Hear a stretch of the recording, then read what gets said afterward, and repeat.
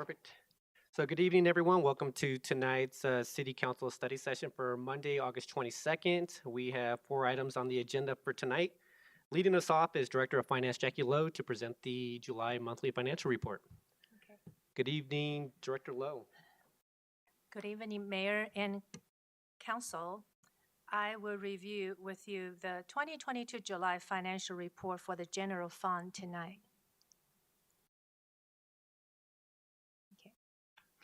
Through July 2022, the city's general fund receipts total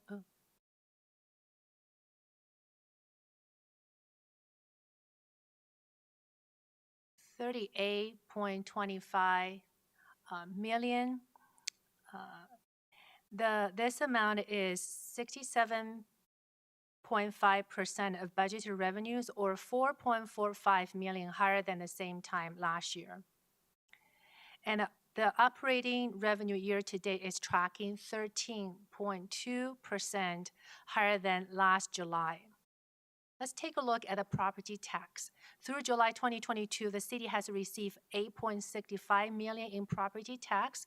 Of the total, $5.1 million went to the general fund, as you see here, and $383,000 to the EDDA, and the rest to the debt service for the Parks and Rec and Police Building general obligation.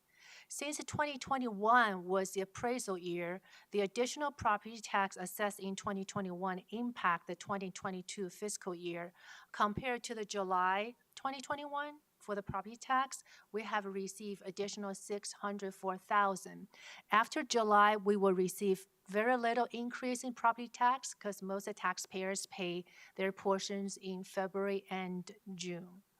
Regarding sales use tax remittance, total $22.3 million, or our 66.2% of fiscal budgeted revenue.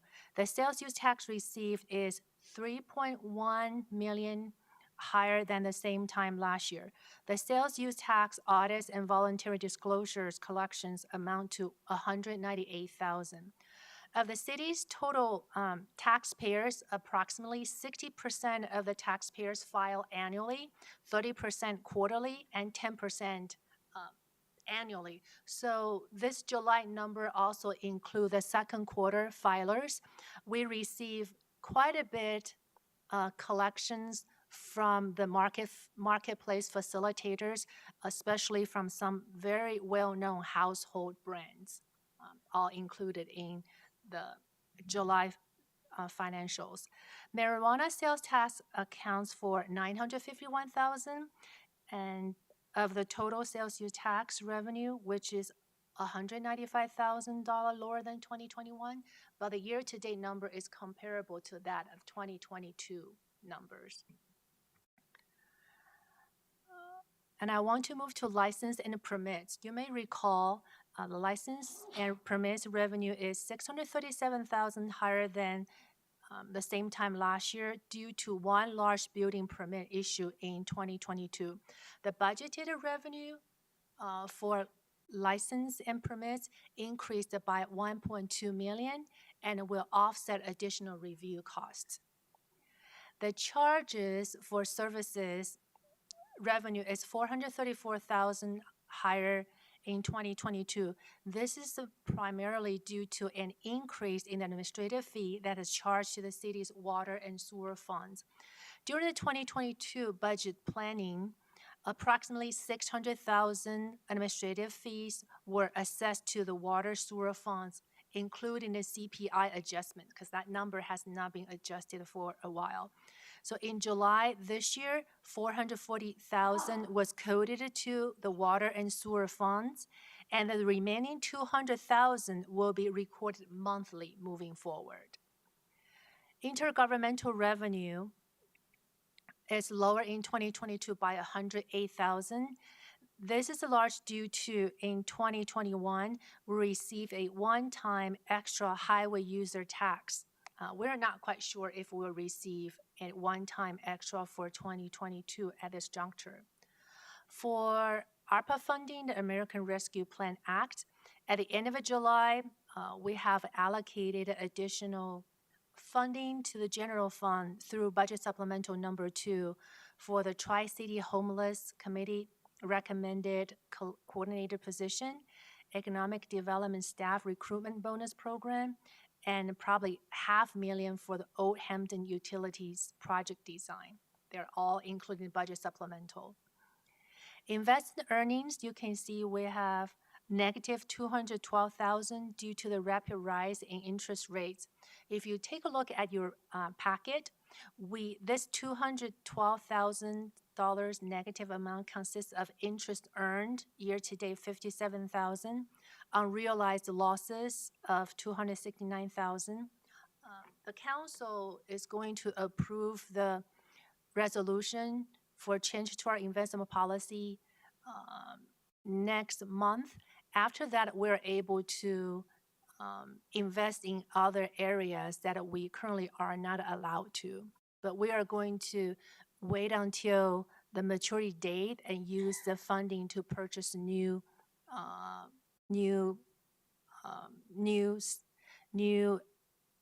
instruments that are allowed in the investment policy. Please note this exclude the one-time sales as requested by council.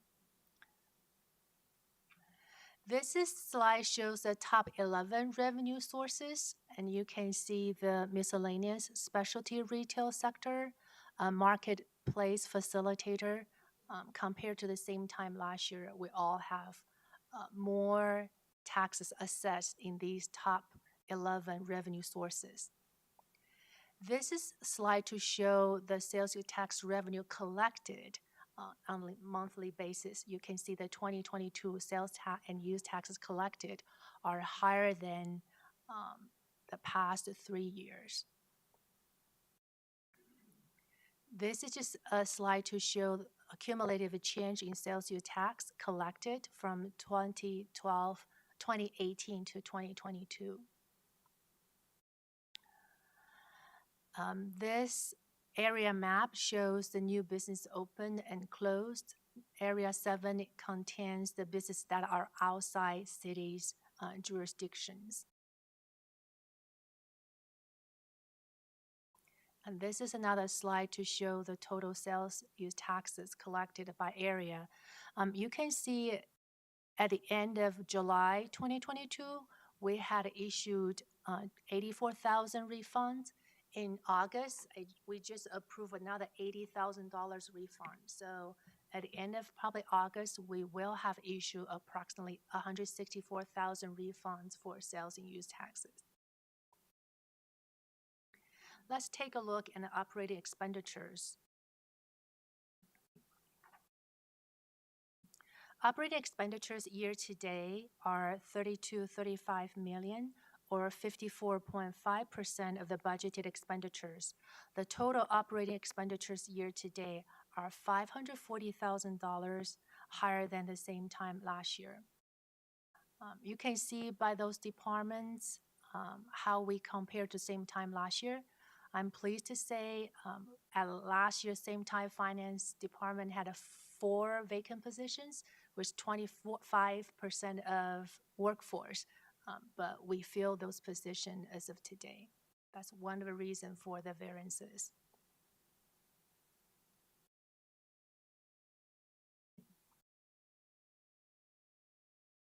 This is another way to show our operating expenditures, not by departments, but by categories. We broke down our expenditures by 5 categories, including personnel, commodities, contractual services, capital, and debt services. Across the department, the variances are due to the 3.5% salary increases for all classes. Also, debt service include $2.8 million for the COP payoff. Pay off a COP early save the city $30,000 in interest cost. Then you can see the reason for the variances, especially for contractual services. We have a cost overrun of $484,000 compared to same time last year, mainly due to fire emergency services contract, software maintenance, and insurance costs. And also commodities category include inflationary adjustments such as fuel, chemicals, and building supplies. This slide shows the operating surplus or shortfall through July 2022 year-to-date operating revenues exceeding operating expenditures by $5.9 million compared to the same time last year's $1.98 million. And this also shows the transfer in and out. We transfer $134,000 from the Public Improvement Fund to pay for the energy savings project on this building. We also transferred $396,000 for the capital project and also $150,000 loan to DDA. So the net transfer out for 2022 so far is $412,000. This is a very interesting slide, general fund composition. So you can see the beginning fund balance for this year is $17.4 million. As of today, we have net change in fund balance, $4.1 million. This number includes operating surplus, including all the one-time revenue expenditures and the transfer in and out. So the net change in fund balance at the end of July is $4.1 million. So we'll have a $21.2 million ending fund balance at the end of July. And we back out the Tabor, which is the 3% of revenue. Our later fund balance committed by council. We'll have ARPA funding restricted, included in the fund balance, and 16.7% total revenue for unrestricted revenue equals to $9.46 million. So that gives us unassigned fund balance $9.4 million at the end of July. This is just an appendix for our sales tax area. So do you have any questions for the July financials? Thank you, Director Loh. Mayor Pro Tem, get us started. Can you go back to page 19 of the packet? This is the slide that shows the general fund operating surplus and deficit. Yep. When I look at this slide, I'm a little confused because it looks like we're in a significantly better position than what we projected when we planned for the 2022 budget. If I'm reading this correctly, our budget called for us to spend $2.6 million more than we took in. And as of July, we have taken in $5.9 million more than what we've spent. Is that correct? Yeah, but we back out a lot of one-time revenue expenditure. For example, CIP $2.8 million we pay off on June 1st, but we back out at $1.9 million as per council because we would have paid the COP this year anyway. So I would say when you back out one-time revenue expenditure, you make your comparison a little bit interesting. So this way we can have better understanding compared to the same time last year, but compared to budget, the budget include all the one-time. Right. But so that will make your comparison to budget a little bit interesting. And when we go back to the revenue slide, at the beginning of the packet, the general fund operating revenues. Yeah. Even this slide shows that we've taken in, just based upon my napkin math, roughly 9% more than what we expected as of July. Are we expecting that trend to continue through the end of the year? Yeah, this is a very good question because when I compared the July year-to-date financial to the June, I was shocked by the increase. But think about sales tax, we increased by $4 million. That's because second quarter. Property tax compared to July increased by $1.39 million because property tax that will stop at the end of July. We received a one-time $1.2 million as of July. We have increased the license and permits by $639,000. Also, the charges for services for water sewer fund were increased by $400,000. So a lot of one-time transactions all reflect in July. But when we present our 2023 budget to the council, if you remember the beginning fund balance, it was not a 21 million it's probably 17. We totally depend upon departments to give us the estimates. So there are some probably large expenditures we haven't seen that yet. For example, Parks and Rec for their summer activities and any close to year-end purchases. Also, we encourage departments to purchase a one-time item for 2023 budget to 2022, so we can spread the financial risks across multiple years. So there are a lot of expenses based on the department's estimates have not been reflected in the following 5 months. I guess that gets to the heart of my question, which is essentially, as of July, we're looking at a very optimistic Yes. picture of what the end of the year will bring. And we anticipate that even with those added expenses, we'll finish with a pretty rosy picture at the end of the year. I would say I think it's very hard to project if contraction is coming. I think there's a national question. I'm going to attend a meeting hosted by the Colorado legislature in early September. The chief economist is going to give all the municipality directors an economic outlook for the state. The first time the chief economist used the word contraction. That's the first time I've heard. However, I feel the word contraction, what's the definition? Some people will say they will look at GDP. But if you ask me personally, I'll look at four things. I'll look at CPI, I want to look at PPI, interest rates, and consumer sentiment. CPI definitely will see the core CPI increases or non-core. Interesting, we all pay attention to fuels and food. They are non-core. PPI means producer, what is it? Price index, because if the producers have not transferred the increase because supply chain disruption to the consumers, if we have not seen that number stabilize, and they will continue charging the increase to consumers. And interest rate, the Fed just increased 75 basis points a month ago. It's a little lower than we expected. Some of them are thinking 100 basis points. I feel any economic outcome, you cannot leave out psychology. So I feel consumer sentiment is very important. Currently, we haven't seen the consumer sentiment when that will hit when people lose their jobs. But if you follow the news, I think Apple is going to cut their workforce pretty soon. That will affect other sectors. So I feel, did I answer your question? Yeah, I think so. There is risk, is what you're saying. I would say we will probably not see any decrease until the end of this year. Okay. Yeah. That's helpful. Thank you. Any other questions from council? Director Loh, do you have anything else? Just very happy to present a good number to council. I double-checked the number several times, make sure we didn't miss anything. But we just need to be prepared for the futures. Yeah, thank you for your time. Agreed. Thank you very much, Director Loh, for the presentation tonight. Moving on to the second agenda item, we have City Attorney Niles and outside counsel Kathryn Sellers of Hoffman and Parker to review Phase 2 of the City Charter Review Project. City Attorney Niles, I'm assuming you'll kick us off?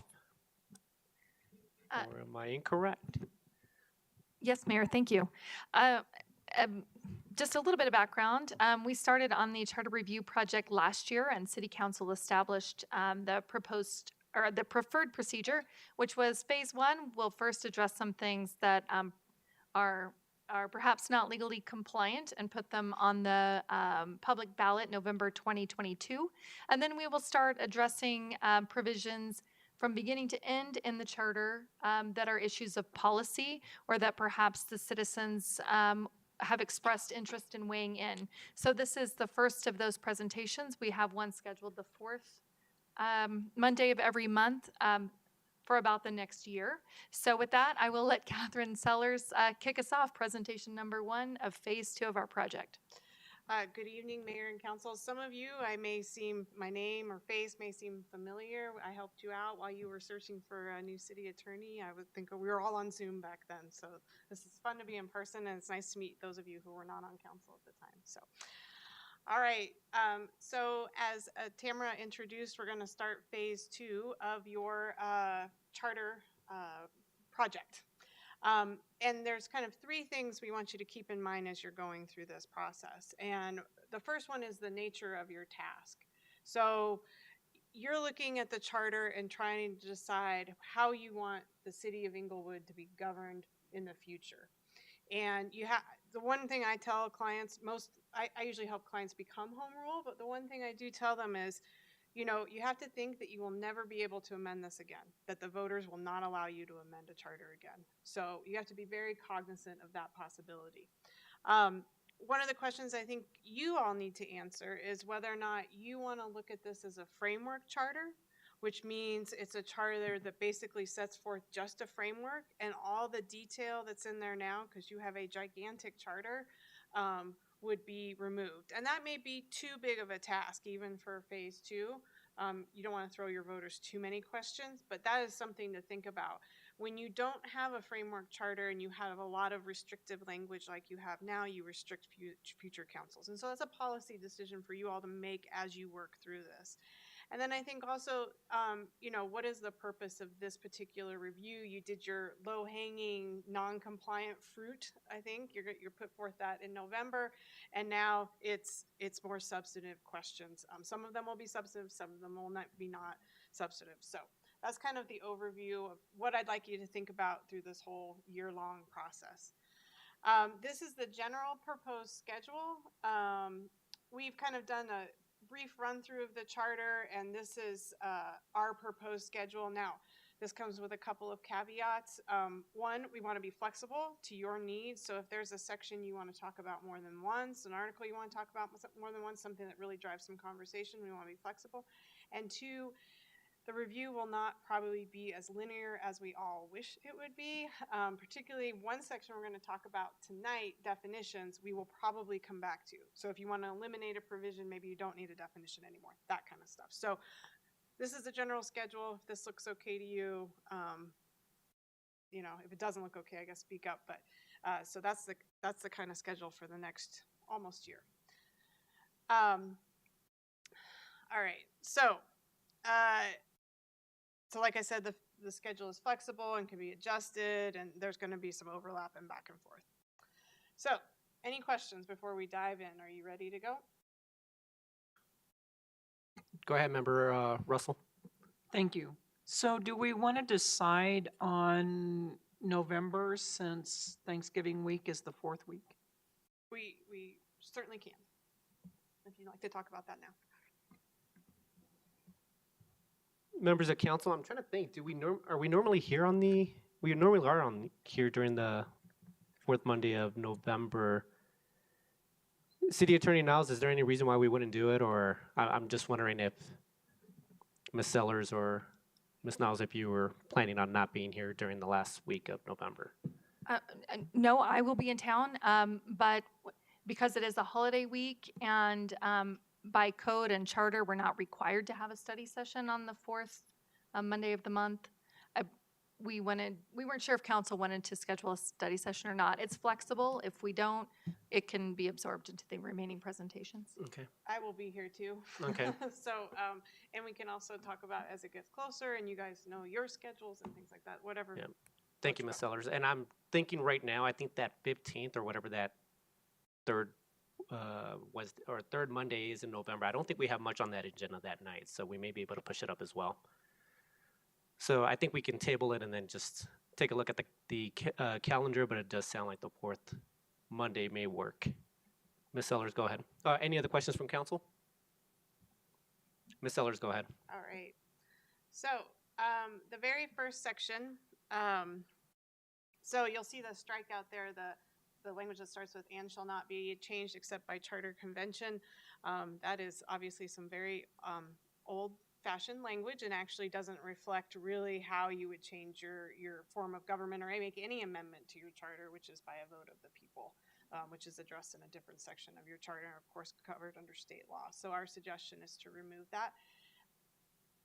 Do you want me to stop at each one and talk Actually, I was going to say, it may make sense for us to stop on each section. So any comments? Member Russell.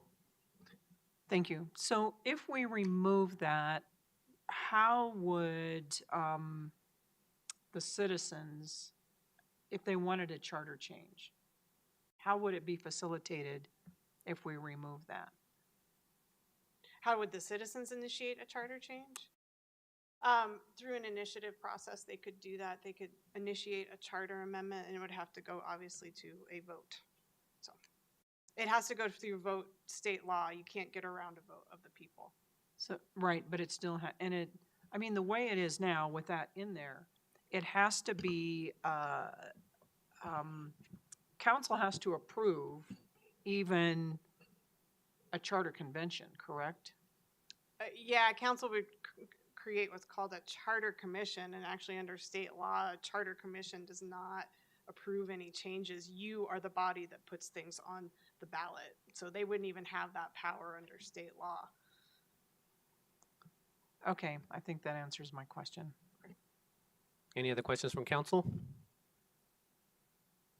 Go ahead, Ms. Sellers. Okay. This is just highlighted as an unusual provision. You may be familiar with the concept of disconnected. And so disconnection is obviously the opposite of annexation. It typically does not, under state law, does not require a vote of the people. You can certainly keep this in if you want, but it is highly unusual because usually the owners are saying themselves, I don't want to be connected because you're not servicing my property. Maybe you can't connect me to water or something like that, and I want to be disconnected. And so it's usually just almost a private transaction between the city and the owners of the property. It's a public process, obviously, but it's not really subject to the vote of the people. They just don't have a role in that. That's typically what's understood. So we're just highlighting this as something you may want to take out entirely from the charter. Any questions on that section? Any questions, council? Mayor Pro Tem, and then go ahead, Mayor. Is there some sort of benefit to a provision like this? That's what kind of struck my mind was, like obviously my block is in the middle of the city. Mm-hmm. We're not going to disconnect and form an island of unincorporated Arapahoe County. But there are portions of the north part of the city that might be interested in joining Denver. I'm not saying they are, but it's a possibility. If you're bordering Denver or Littleton, you might feel more comfortable with the services provided by those municipalities, or just prefer to be a part of them because of their tax rate or what have you. But if I heard you correctly, you're saying you've not seen a provision similar anywhere? No, and state law doesn't require a vote. Okay. So like a statutory city would not require a vote to have property disconnected. It might be getting too far into the weeds, but how would that process work otherwise? So just like an annexation, you petition for disconnection and the governing body can approve that disconnection. There's also a separate process to actually go before the court and petition a court for disconnection and get a judicial decree disconnecting you. Okay, thank you. Sure. Member Woodward. Thank you. I'm guessing that this goes back quite a few years to when we were annexing properties around the city, and it was, or to enlarge the city, and it was basically talking at that point that here's some sort of choice or something that. It definitely could be, it could be a couple of things. It could be that this was put in before the Municipal Annexation Act was, I don't know how old your charter, the original provisions are, but it could have been put in there before the Municipal Annexation Act was adopted and maybe had its disconnection provisions, and so they created this. They also could have put this in there to make it like a little bit more difficult, to take the political pressure off the council to make this choice in a heated disconnection. They can get heated on occasion, and so it could be in there to kind of, calm things down and put a third party in and making a decision. It's hard to know, but Yeah. those are, yeah. And I will say there is an, and you're probably aware of this, there is an election component on the annexation side. It's rarely triggered, but it is, there is a component on that, and then they could have borrowed from it and just said, we want an election possibility on both sides. But this is a requirement instead of having that just possibility. So. Yeah. Okay, thank you. Sure. Mayor Pro Tem? Are we giving notes on these as we go along, or? Yeah, I believe so. I'm all for striking this, but at the very least, if we don't strike the entire section, I would strike the requirement to have a special election and to make the person pay for that election. I'm personally offended by both of those. So that's where I'd go. Thank you, Mayor Pro Tem. Anyone else from council? Member Noonkamp. For clarity, Is the recommendation just to remove this or to replace it with the disconnection language? I think our first recommendation would be just to remove it. Because we don't need to actually have it in our charter because it's in state law? Yeah, exactly. And it's just an onerous component to someone disconnecting. But you can also modify it. That's certainly an option if you'd like to. And we can certainly create, if you kind of tell us what you want, we can come back with language for you to review. So, Okay, thank you. yeah, sure. Member Wink and then Member Russell. Thanks, Mayor. I'm of the mindset that we should remove this section as well. Thank you, Member Wink. Member Russell. Thank you. So even if we decide that we want it removed, it still has to go to a vote of the citizens. No.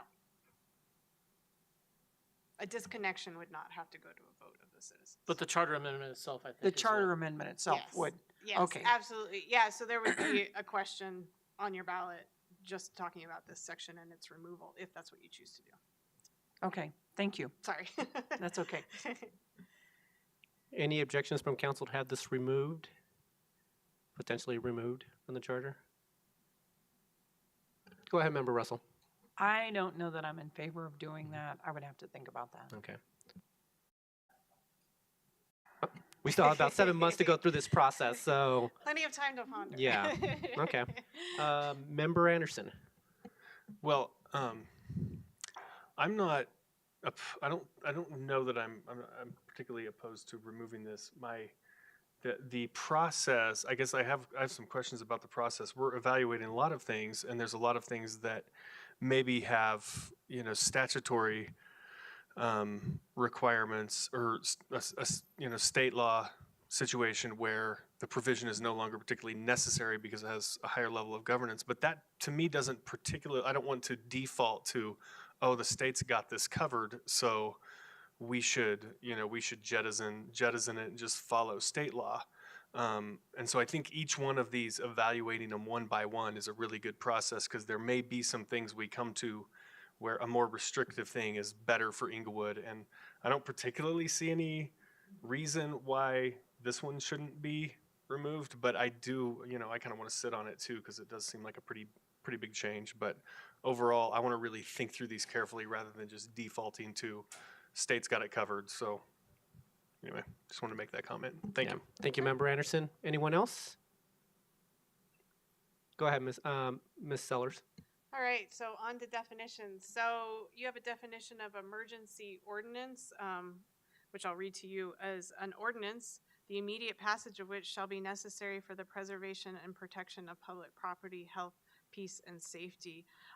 It's kind of inherent in the emergency ordinance process that is what it means. So you can consider deleting this definition. If you left it in, it wouldn't harm anything either. But you have a pretty extensive emergency ordinance process in another article. Any comments from council? Member Anderson. I guess this is maybe another comment on the process and which ones we're selecting to bring before the voters. If we're going to be putting a whole bunch of things on the ballot, if we come across one that doesn't affect the way the city is governed, do we want to burden the voters with that, or potentially, if we're talking about a lot of amendments, burn the voters out? So on something like this, if it doesn't make any real difference, it doesn't seem like something I would particularly want to spend the voters' time and energy considering, because they would have all these same questions. Well, why are we eliminating this? Why? Well, there's no real good reason. It just is not necessary. I don't think that's a good enough reason. The fact that it's not necessary is a particularly good enough reason for me to eliminate, to bring before the voters as potentially eliminating. So I think I would oppose eliminating this definition. Thank you, Member Anderson. Anyone else? Member Woodward. My question regarding that, does state statute provide for emergency ordinances, and does that take precedence? So if we were removing it, we could state that the state statute provides for it, correct? It does, but you as a home rule municipality have undertaken that in a different section of your charter to talk about what is an emergency ordinance and the process associated with that. So Okay. you've used your home rule authority to take that. So state statute does, but it still doesn't apply even if you remove the definition. Your Okay. charter, other sections of your charter still apply. Thank you. Sure. Mayor Pro Tem. I think I'm on the opposite side of Councilman Anderson here. You know, I'm all for eliminating redundancies in law. One of the things that has frustrated me from time to time is, like, I don't know, the best instance I can think of right now is the tax code. You're reading a tax form instruction and it says, you know, see this other form for the instruction on how to complete the form that you're working on right now. And so these sort of circular references and redundant definitions, I think are a big part of the cleanup process. And I would like to eliminate words that we don't need from our charter, more in line with a framework charter than a prescriptive charter. Thank you, Mayor Pro Tem. Member Anderson. I agree with Mayor Pro Tem Ward in principle. You know, if this was just council making this decision, I'd say get rid of it. You know, it's not necessary. Let's eliminate any extra wording we possibly can. But as a pragmatic matter, in terms of putting stuff before the voters, does this rise to the level? Because we're talking, you know, we're in Charter 1 right now, or Article 1. You know, there's a lot of places to go, and there's a lot more important things. How long do we want the ballot to be? How many of these questions do we want to ask?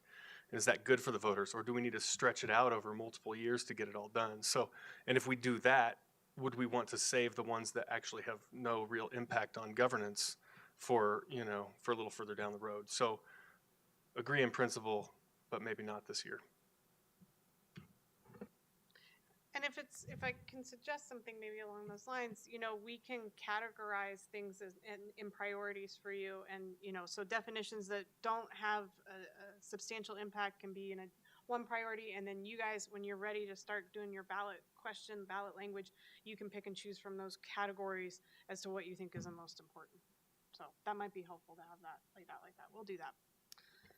Any other comments from council? Go ahead, Ms. Sellers. All right, so this is kind of another definition along the same lines.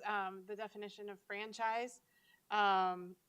This is a general definition of that term. It's probably, again, unnecessary to have it in there.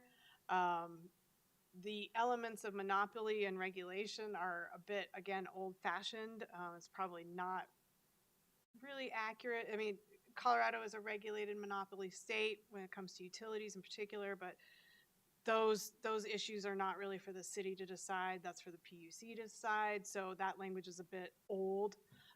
So that's the no longer accurate part of that question. But again, you know, does it affect the way you'd grant a franchise? Probably not. So it's just in that same category.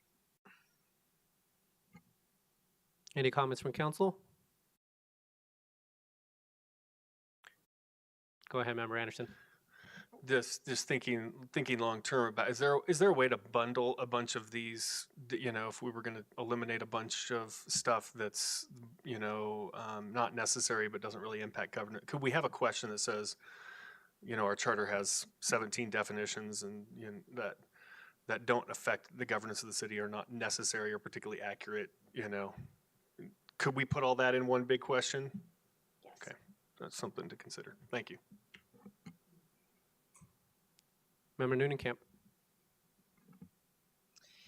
Yeah, as you're going through this, I'm just questioning, are you able to note for us if this has ever been used in some way in our history as a city? You know what I mean?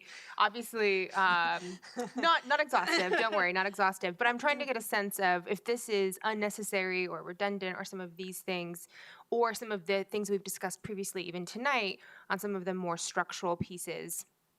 I'm trying to get my mind wrapped around, have we ever pulled on these elements kind of in the past, or have they always been kind of non-issues? Does that make sense? Yeah, we can certainly try. You know, we don't have the historic knowledge of the city, so we can certainly try to figure that out. I can tell you, I'm almost assured, even not with the historic knowledge, that you've never relied on this term, probably in the last 60 years. Is my guess. It doesn't mean anything anymore because franchises, they may be covered elsewhere in your code, probably is my guess. And so that process of approving them and what they're for is covered somewhere else in actual detail that might actually help you make decisions. But this definition is not assisting you or the citizens of Inglewood in that way. So this one's very old. So Great. And you recommend, again, not replacing it, just eliminating it. just removing it. Yep. Thank you. Sure. Any other comments? Go ahead, Ms. Sellers. Another definition, overlapping terms. Again, this, you hear this term all the time, that you have staggered terms, overlapping terms as council members. It's probably, again, not necessary to explain what that means. It's pretty much, common. It's a plain meaning of a word. So one thing, this is going to be a little in depth here, but the rules of charter interpretation, statutory construction, if you don't have a definition, it defaults to the plain meaning of a term. And this is one of those terms that has a very known and acknowledged plain meaning. There isn't any confusion over what it means. So it's one of those definitions you could delete because you can rely on the plain meaning in interpreting your charter.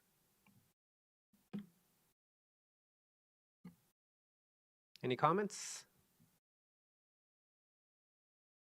All right.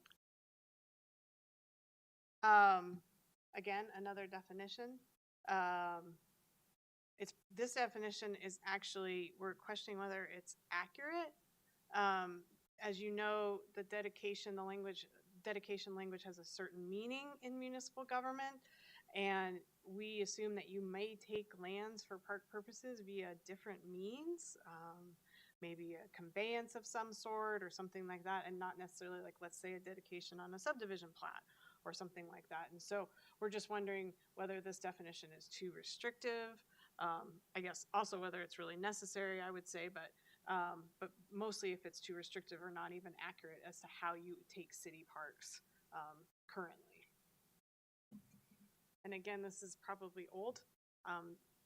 Back in the day, you probably did take city parks purely through a dedication process. Member Russell. Thank you.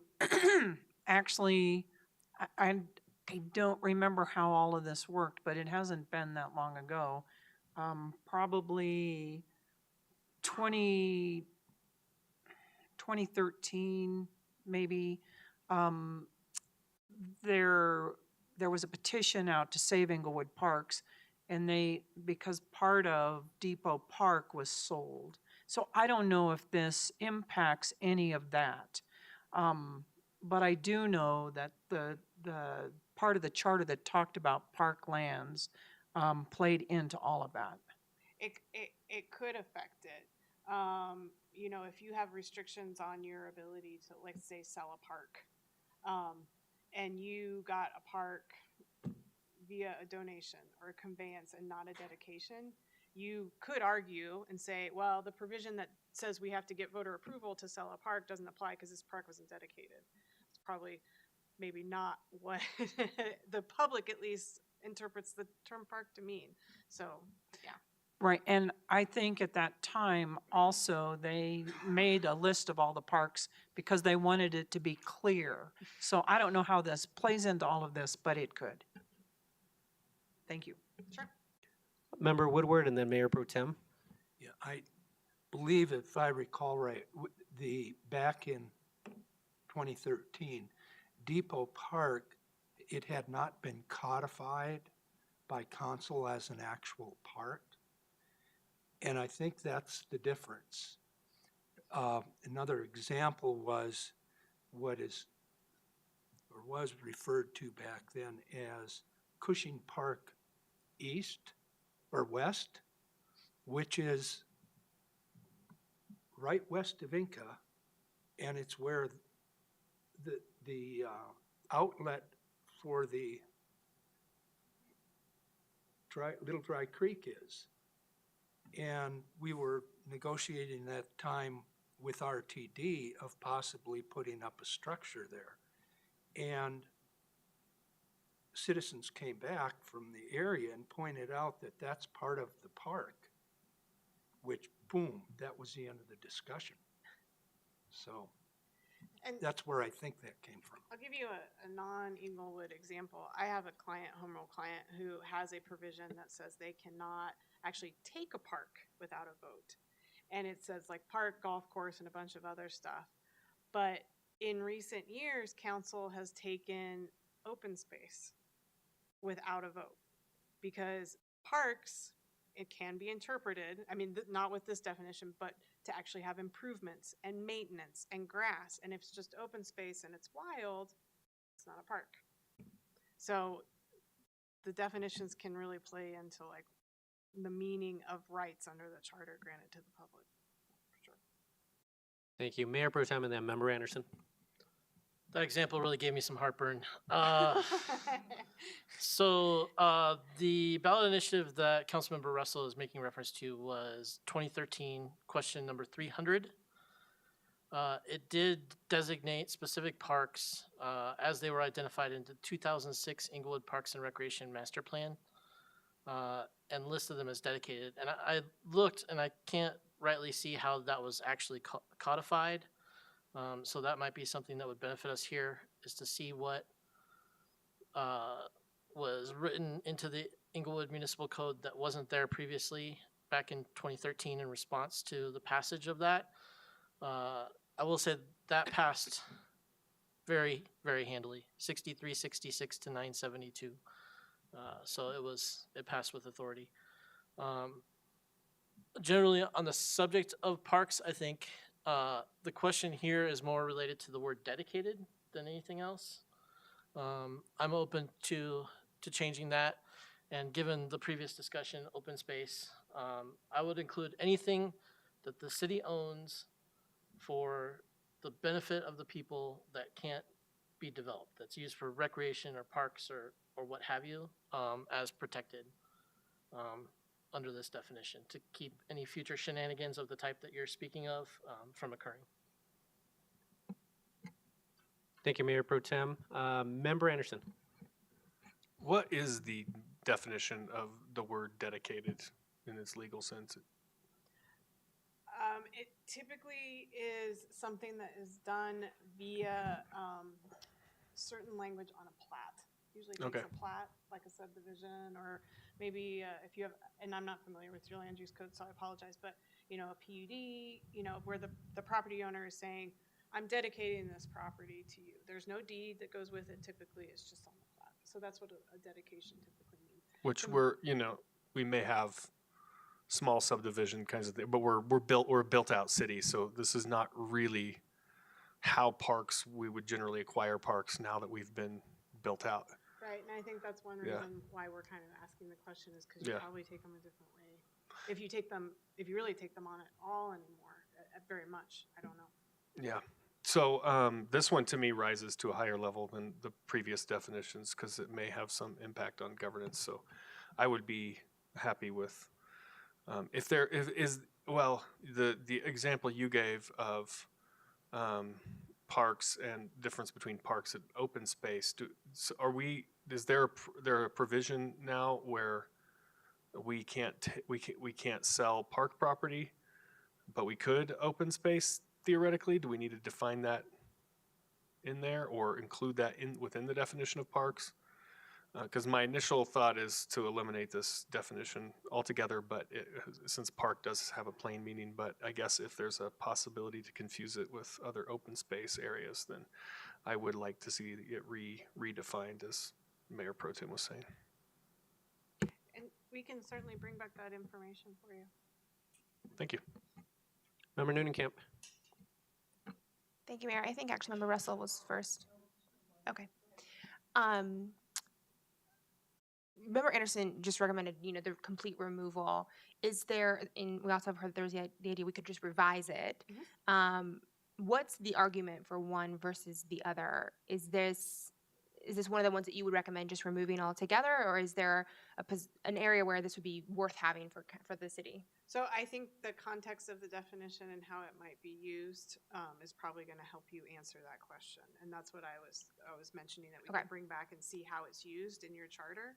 and how it may be used in your code, if it has a different definition in your code, to kind of clarify those things for you. So Okay. you can make a decision whether removal or revision is best. Thank you. Sure. Thank you, Member Noonan-Camp. Member Russell.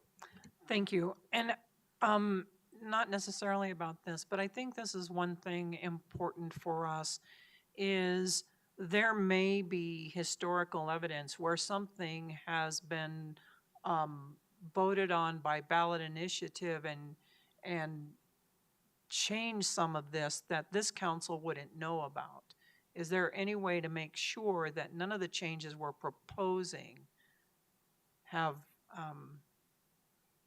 been brought forward by ballot initiative?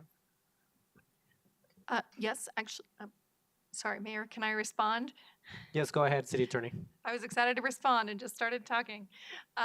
We actually, when I started, I had my staff create an itemization of every ballot question we've ever brought forward and the result of that.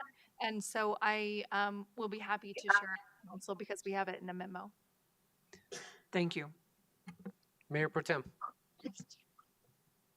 Just for clarification, why is that important to you, Councilmember Russell? Because what we're doing is not changing the law. What we're doing is proposing changes to the voters.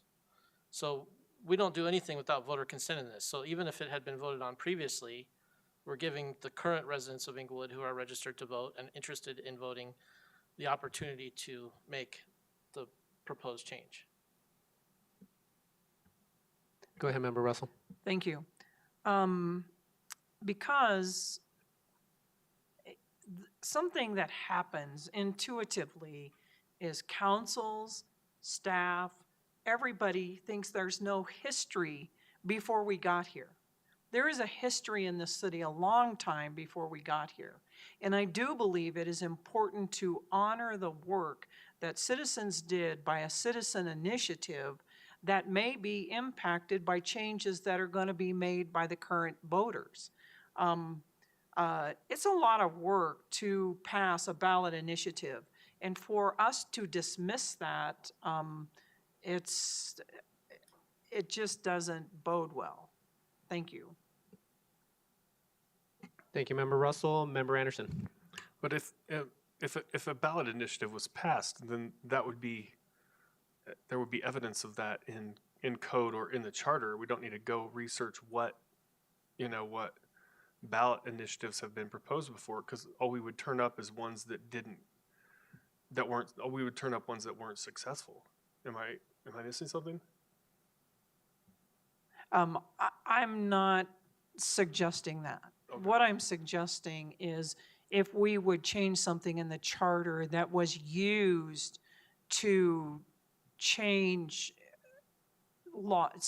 some of the law.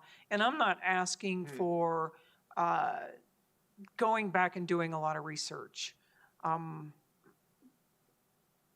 City Attorney Niles, when you asked that question about ballot initiatives, it came up pretty readily, or? Well, actually, we requested that the city clerk pull all of the records of every ballot question we've ever had here in the city of Inglewood, and we created a very expansive document listing every single one. And the reason was, if it was established by a ballot question, it can't be changed except by ballot question. Right, and would that be separate? I mean, let's say we suggest a change here and something was created by a ballot question, but we're not specifically dealing with that. We're dealing with a bunch of charter questions, so nobody would maybe be aware. I'm not sure I understand your question. So, I mean, Mayor Pro Tem said if we're just doing it by a vote of the people, but what we're doing here is a vote of the people to change the charter. It wouldn't be specifically to reverse something that was changed prior by a ballot initiative. Yes, possibly. And in my records, I did not designate if it was by initiative or whether it was simply put on the ballot by ordinance. So that was something that wasn't on those ballot records. All I have is what the question was, if it passed or not, and then a record of how many people voted for and against it. Okay, thank you, I appreciate that. Thank you, Member Russell. Member Woodward. Yes, as I recall, historically, our parks, we had one city park. That was it prior to Cinderella City. And with the sale of City Park and the land, that provided the money for the city to purchase the land for our new parks, for the different parks that we were able to get at that time. So those parks, any parks since then that have happened, Depot Park being one, and I think there's some others. I mean, if we recodified prior to this, that here are our parks, these are the list of parks, and did a resolution or an ordinance stating what they are, and the only way to get rid of them or to sell them or change the use is through a vote of the people. I think that this word dedicated kind of throws me at this point too, because if somebody came along and gave the city land, and the city said that's perfect land for a park or an expansion of a park, how's that dedicated? It was just dedicated land to the city. It was given to the city. Yeah, So- conveyed to the city.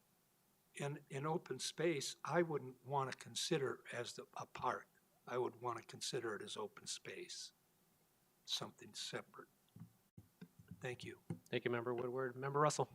Thank you. So just in addition to that, how would this impact, let's say someone in the city has a very large property and they donate that property to the city for parkland. With that condition, like in the deed or. Right, that it needs to be parkland. That's what I'm donating it to the city for. Would changes to this impact that? Well, it depends on what those changes are. So if you make it more expansive and, you include, donation or conveyance or granted to, then it's going to cover that situation. And right now, I mean, I think there's an argument to be made that underneath that scenario, that the land is being dedicated because it's coming with a condition on it. And I think you could argue that either way, and ultimately it's going to be up to the council to interpret their charter. And so you're going to be on the spot to figure that out. It does look like you do have a provision that prevents you from selling land so dedicated as parks without an election. So you can't get rid of them right now. That's a charter provision. So you'd want to make sure that any changes you made to this definition fit within that provision. Okay, thank you, because I actually believe that's in the realm of possibility that in the future someone could donate parkland to the city. Thank you. Any other questions from council? Ms. Sellers, I think that was the final one for It tonight. was the final one. Okay. Any further questions from council? I guess I do have just understanding what this is going to look like over the next 9 months or so. We only covered Article 1 tonight. So I do have the concerns that Member Anderson brought forth earlier about how long of a ballot this may be, but just understanding that process as we move along, I think would be something that would benefit me and maybe council as well. So, but any further thoughts from council? Or from Ms. Sellers, if you have anything else? So I guess, let me just throw this out there as a question.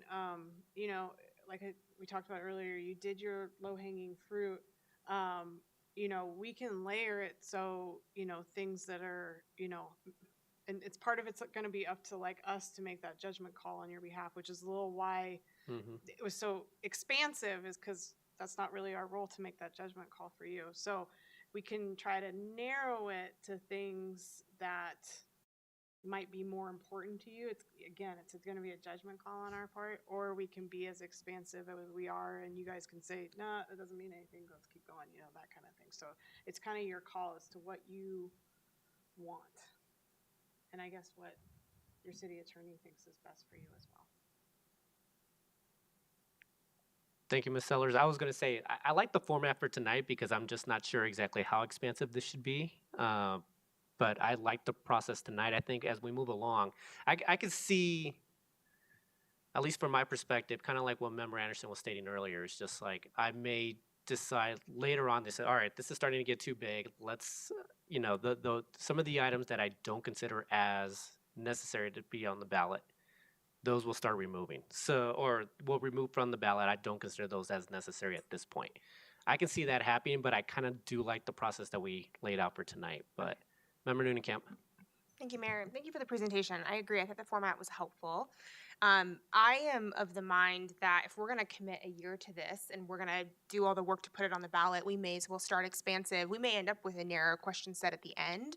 But if we're going into it, as per your advice, that this might be our only shot to ever do this, then I think we owe it to the work to make it expansive, as much as I know it means us taking on a lot. Something that would be helpful for me moving forward is a little bit more information on the implications of these changes. Sure. I think those are some of the questions that have come up about, okay, well, have we done this before? And what would it mean if some of this happened or that happened? Because we're making decisions kind of in this vacuum. And so while it might be like, oh, we could just remove it, understanding some of those downstream effects would be really helpful. Okay, absolutely. Member Anderson. I'm thinking for kind of council consideration on stuff like this, one of the things I think you could tell us, Ms. Sellers, is if something, to your knowledge, is not going to have any impact on governance, that to me should take up a kind of secondary place in our discussion time. So, I mean, I'm happy for this process in general, but if in our future discussions, the definitional kind of things that we don't really think are going to really change anything about how the city is governed could be moved to the end, and we could, if we start running late on our clock and say, oh yeah, we can skip those, put them on the list to maybe consider later, but not, make sure we're prioritizing the things that are going to have the biggest impact on how the city is governed. Thank you, Member Anderson. Anyone else?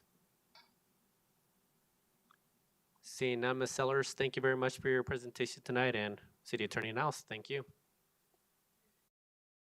Thank you.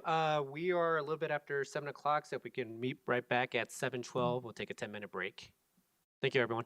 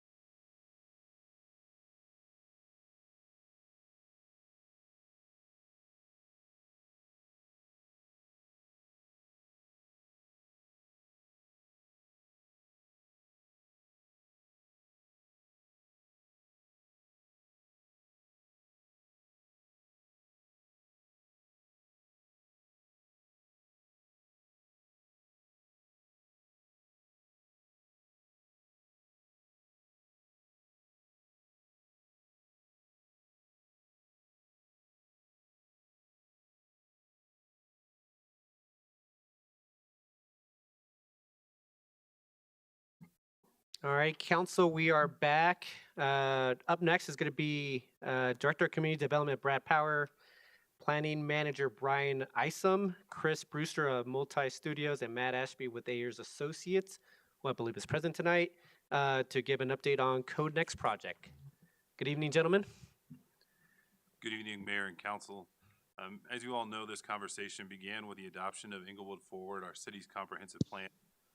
This plan places renewed emphasis on community priorities and emerging issues to support Inglewood's residential neighborhoods. This is our fourth study session, and we have Matt Ashby with Ayers Associates joining us in person, and Chris Brewster joining us from Multi Studios virtually. So I will hand it off to Matt, and Chris will be joining him throughout the presentation. Very good. Do we have the presentation to broadcast? Or is it? Ah, fantastic. Just push the button. Thank you. Again, thank you for having us today. We are here for the quarterly update. I believe this is our fourth quarterly update. So looking at providing you with a brief overview of where we're at with the process. Ultimately, we are approximately on track as far as everything is going. Again, we are at the fourth council quarterly meeting as far as the process goes. We are in the process right now, approximately at this stage in the route navigation, where we are looking at drafting code documents for staff review. We're progressing through the different chapters to make sure that we're on track, but also taking feedback from specific staff members and community stakeholders, again, in providing input. So just as a big picture overview, we are tracking well towards providing you with a completed draft here later this year for your review. Quickly, how we got here. Again, we started with the plans and policies. A little bit of content there that's missing, but there are plans and policies including Inglewood Forward 2017, your most recent sustainability plans, the strategic plan, moving on to the code assessment in 2020, which provided us with a good framework of information to utilize. And then a RFP was issued in 2021 for this project specifically, really supporting the Inglewood Forward comprehensive plan. Additionally, we've been provided with analysis from a steering committee and discussions which started last year. And additional community engagement has taken place early this year during the spring with a kickoff meeting, online interactive reviews, as well as a community meeting that was live and virtual, as well as some follow-up polling. So quite a bit of conversation has taken place. And more recently, we've been working on the draft framework and technical committee discussions, including information that is fed into some of our working drafts, as well as technical committee discussions with staff and stakeholders that have taken place starting in July and now working into September. So our engagement strategy has been really to work through listening sessions and exploring options for folks to review during the spring, and now we're building upon that information and actually drafting content for staff to review, and then ultimately steering committee, plan commission, and yourselves. All right, we've got a little bit more content here.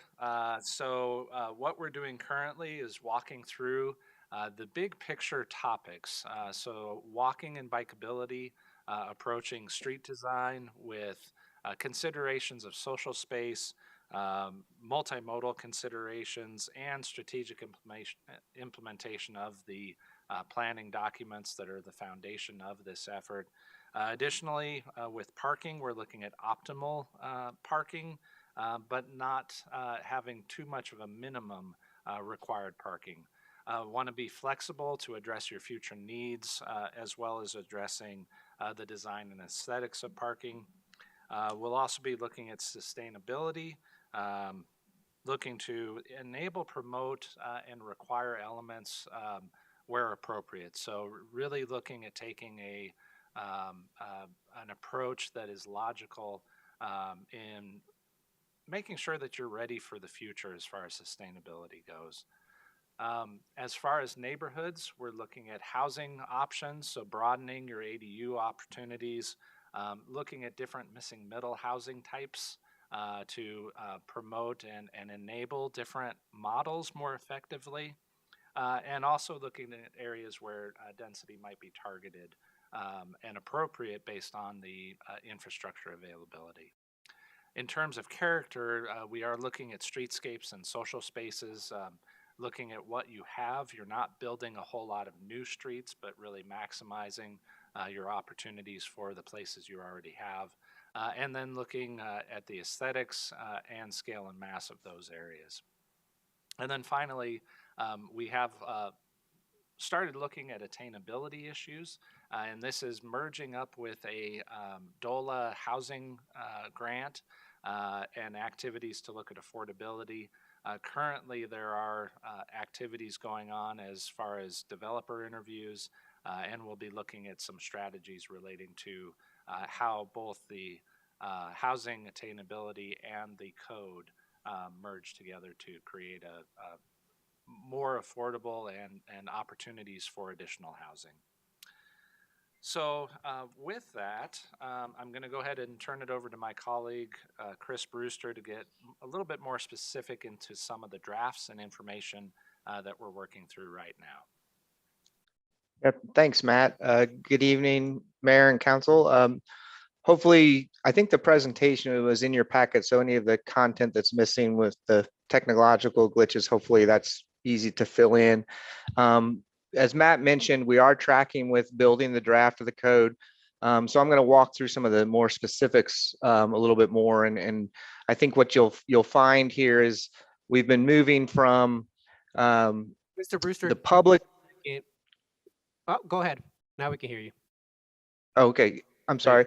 The public, some of the public engagement activities that we conducted in early to late spring, the steering committee has regrouped, discussed those, and affirmed the direction. And as Matt mentioned, we're coordinating with both the steering committee and technical committee as staff of building drafts. So one of the first things we do is we create the development code framework, which you see on the left side. And essentially what that is a glorified table of contents. We're tracing things from your current code to things we want to build into the new code, but we're also making sure that the code is well organized and easy to navigate, a little bit more user friendly. So that left side of the screen is our guidepost for incorporating a lot of the issues the committees have been discussing.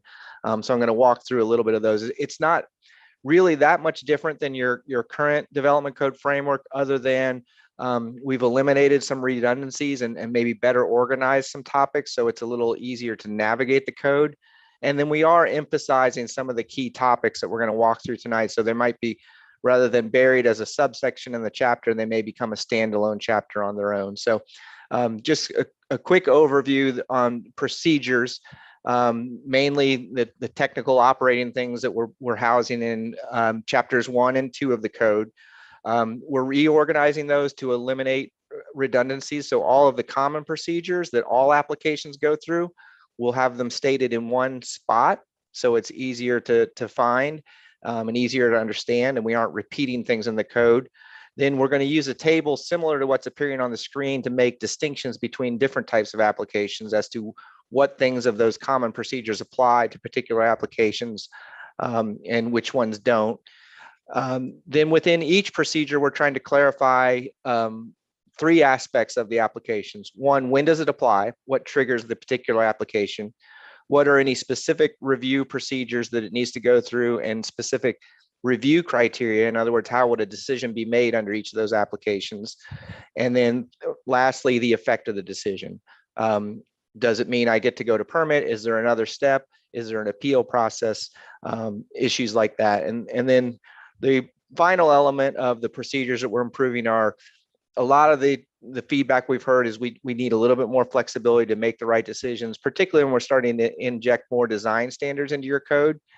Flexibility is important, but we always want to have that flexibility guided by really specific criteria. So we're building in criteria for that as well into the code. So it becomes a more effective decision-making tool and raises expectations. Go on to the next slide, Matt, please. So the second thing is, as Matt mentioned, walkability and bikeability. We're primarily looking at that as a street design, public realm design issue. Although as a built out community with all of your streets established and platted, you aren't often regulating streets into existence. We do know that the development code can improve some expectations of street design and public realm design.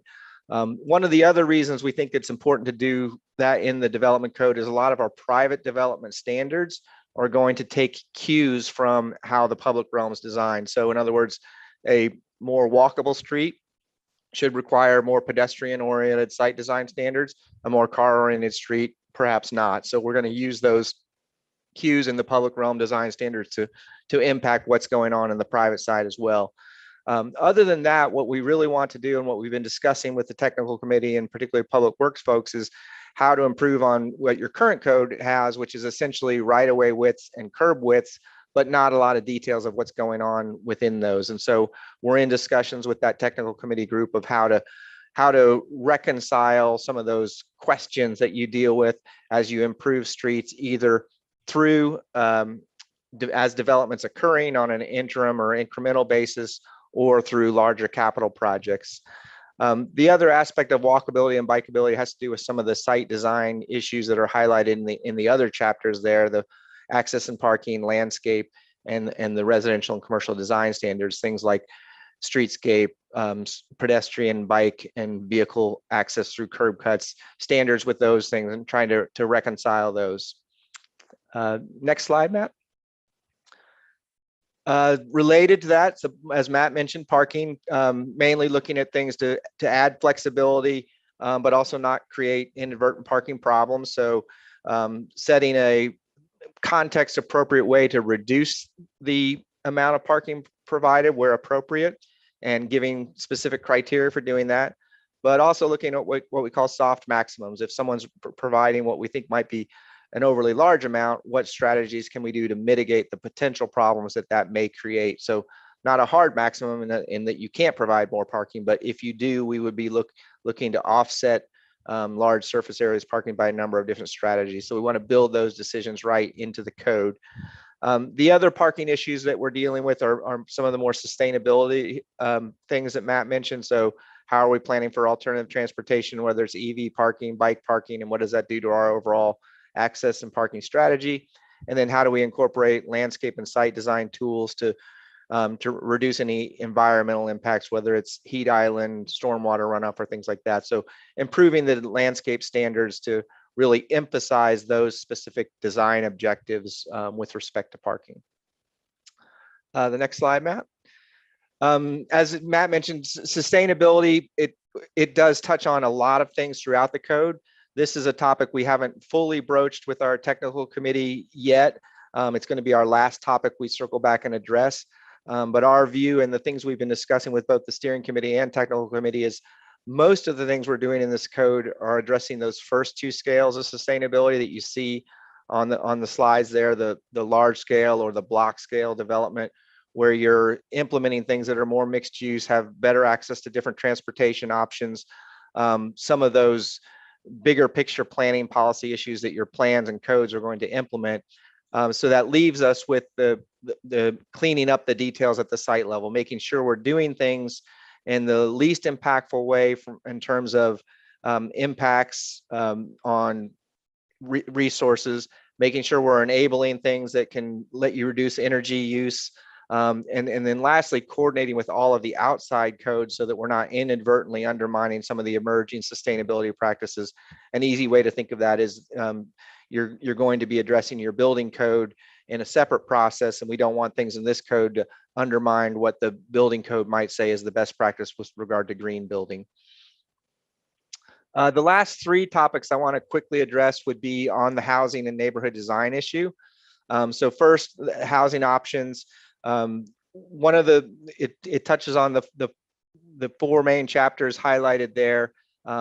Procedures, obviously, how do we implement small scale, lot by lot infill reinvestment and making sure it's streamlined in a way that has the proper reviews, but that isn't an unnecessary impediment.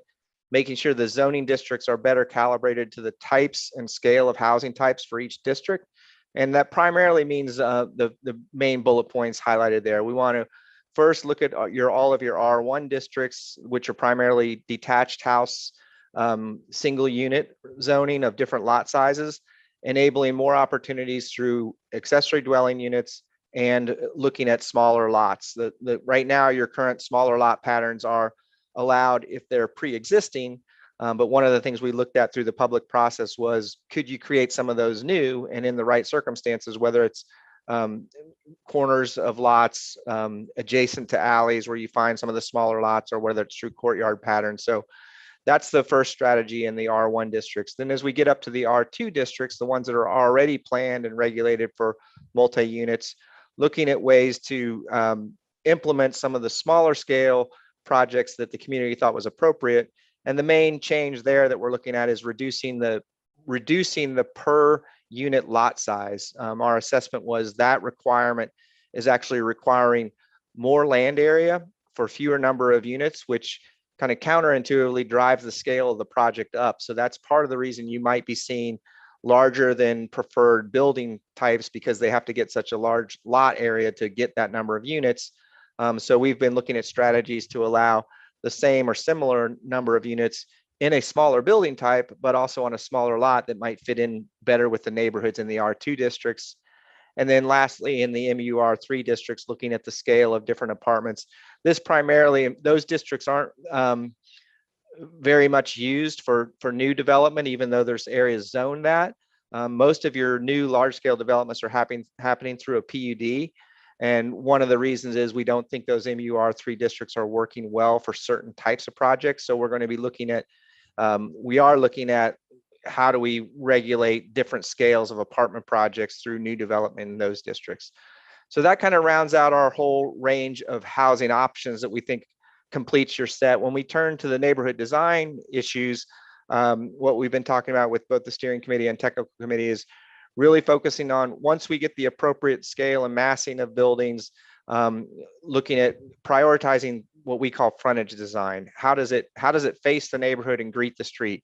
You have a lot of standards in your current code right now that deal with those topics, but they don't do so in a more nuanced way, either looking at block specific issues with regard to residential frontages.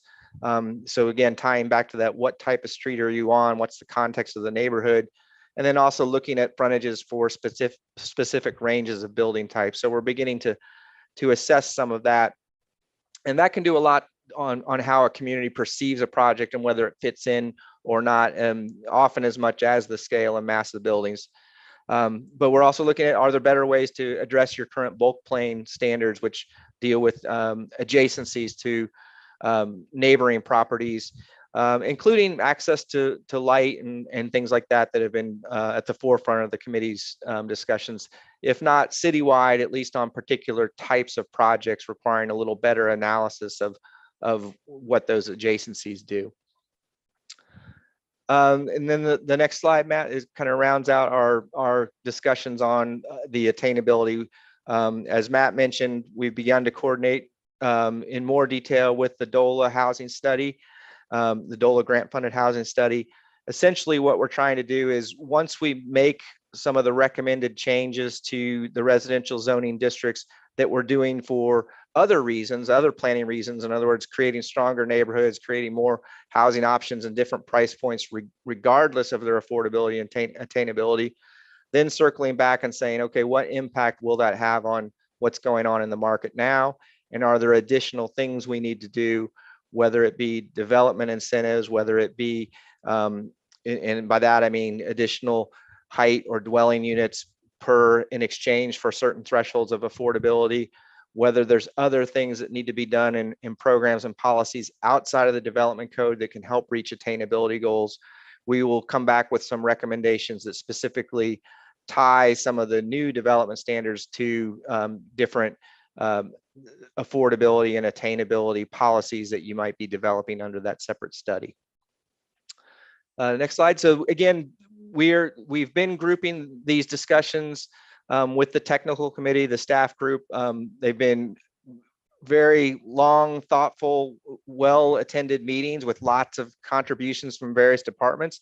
We've had 3 of them, as you see there, on the 3 main topics, and the last one to do will be on that sustainability topic in early September. And then the next slide shows exactly how those discussions are feeding into those working drafts. In other words, the staff level drafts of different chapters that Matt mentioned as well. So those drafts will start to become rolled out to our steering committee and you all as we wind up those discussions here in September. We've got working drafts of at least half of them going right now under preliminary staff review. And as we complete our technical committee discussions, we'll be able to make some final initial recommendations, I should say, on those things and to get them into a broader discussion for the community. So the next slide kind of outlines where we are going. Oh, it's blank. I'll go back to my version here, or if you have one in the packet, essentially following along, it matches the schedule. Matt, why don't you just go to the next one with the schedule on it?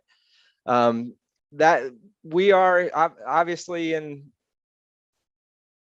Thanks. Yeah, there you go. So as we get those first drafts out in September, we want to vet them through our steering committee and get them in your hands for review and comment. But that should put us on track to really by late fall to have all of our feedback on the different drafts and different thoughts and comments on some of the key changes, and essentially get be able to give our formal recommendation of what we think should be adopted by late this year, and then begin to schedule a specific adoption process based on the feedback we get through some of those reviews. So apologize for the choppiness of the slides, not having all the information, but I'd be happy to answer any specific questions you might have on any of the either big picture items or specific issues that the committees have been addressing.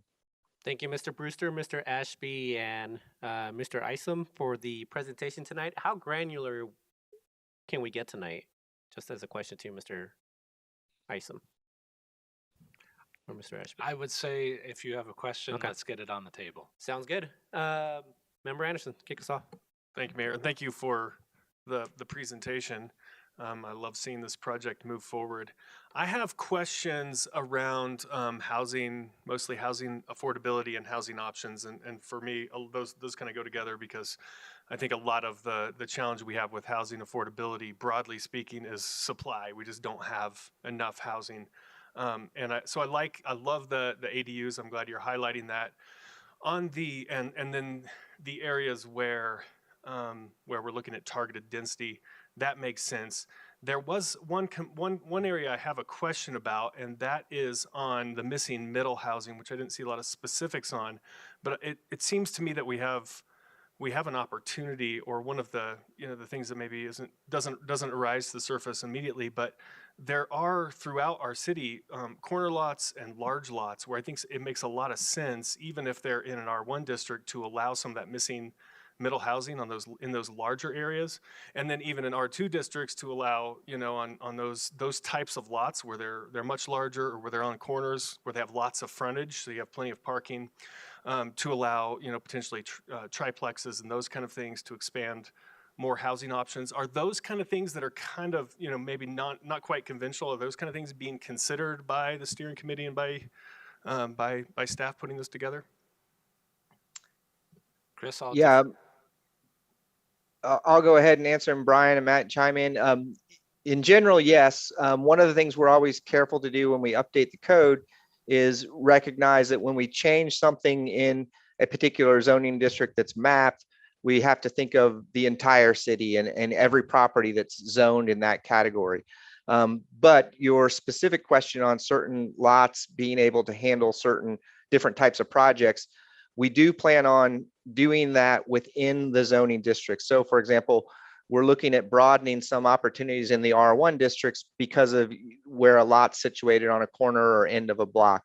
It may not enable you to graduate all the way up to the smaller apartment project, but the missing middle, to answer your specific question on the missing middle opportunities, we are looking at primarily the R2 districts and perhaps the MUR 3A to be those smaller scale multi-unit projects. So anywhere from 3 to perhaps 12 units that fits on a small lot and fits into the neighborhood scale. So we would be cautious of enabling that in an R1 district simply because we'd have to be assured that we have the proper rules in place to make sure that every context that's zoned R1 could accommodate that. So my thought is the path to get to what your goal is, or your observation on where opportunities are, which I agree with wholeheartedly, would be that would take a future rezoning action to implement that. So it wouldn't be out of the question that you would see some rezoning request in some of those locations you're talking about, from an R1C to an R2 or an MUR3 to enable some of those small scale projects. Very good, thank you. Any other questions from council? Oh, go ahead, Member. Actually, Member Russell, go ahead and then. Come back to me. Thank you. So I guess one of my questions is R1A off the table altogether? I mean, because a lot of people that bought into R1A bought into it for a specific purpose. That density wouldn't be increased in those areas. I can say what the steering committee has discussed is that we want to explore allowing ADUs in all R1 districts where it currently isn't. So that's one of the only real changes I think that's being discussed with R1A. There may be additional things with regard to what all of the districts, including R1A, now allow the smaller lots provided they're grandfathered. So similar to the previous question, in R1A districts, we've been looking at where are there conditions where perhaps a courtyard format housing would be appropriate, or whether that's a discretionary review, whether it's a review with specific conditions. That would be the only, I think, change, but at least the overall objective of keeping that as the lowest intensity and low scale development. In other words, everything that would be happening would be of a similar scale to the current detached houses. That's remaining intact with the exception of those two additions, perhaps allowing ADUs in that district and perhaps looking at different conditions where a smaller lot format would be appropriate. So in which case are we discounting all of the public hearings that we've had in the past regarding those types of things? So if a public hearing, an area came up and didn't want that, and now we would change it with these plans?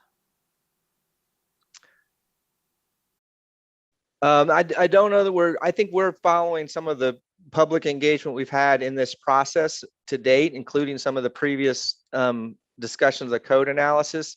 I wouldn't say anything's been decided or discounted. Again, all of these proposed changes are going to require public hearings as well. So even those two changes that we're exploring will need to be thoroughly vetted through a public review and discussion process as well when we get to adoption. So, and we will lay those out very clearly when we come to our final recommendation, what changes are being proposed to R1A, R1B, and R1C up to there. But that's where we're at least to this point. I don't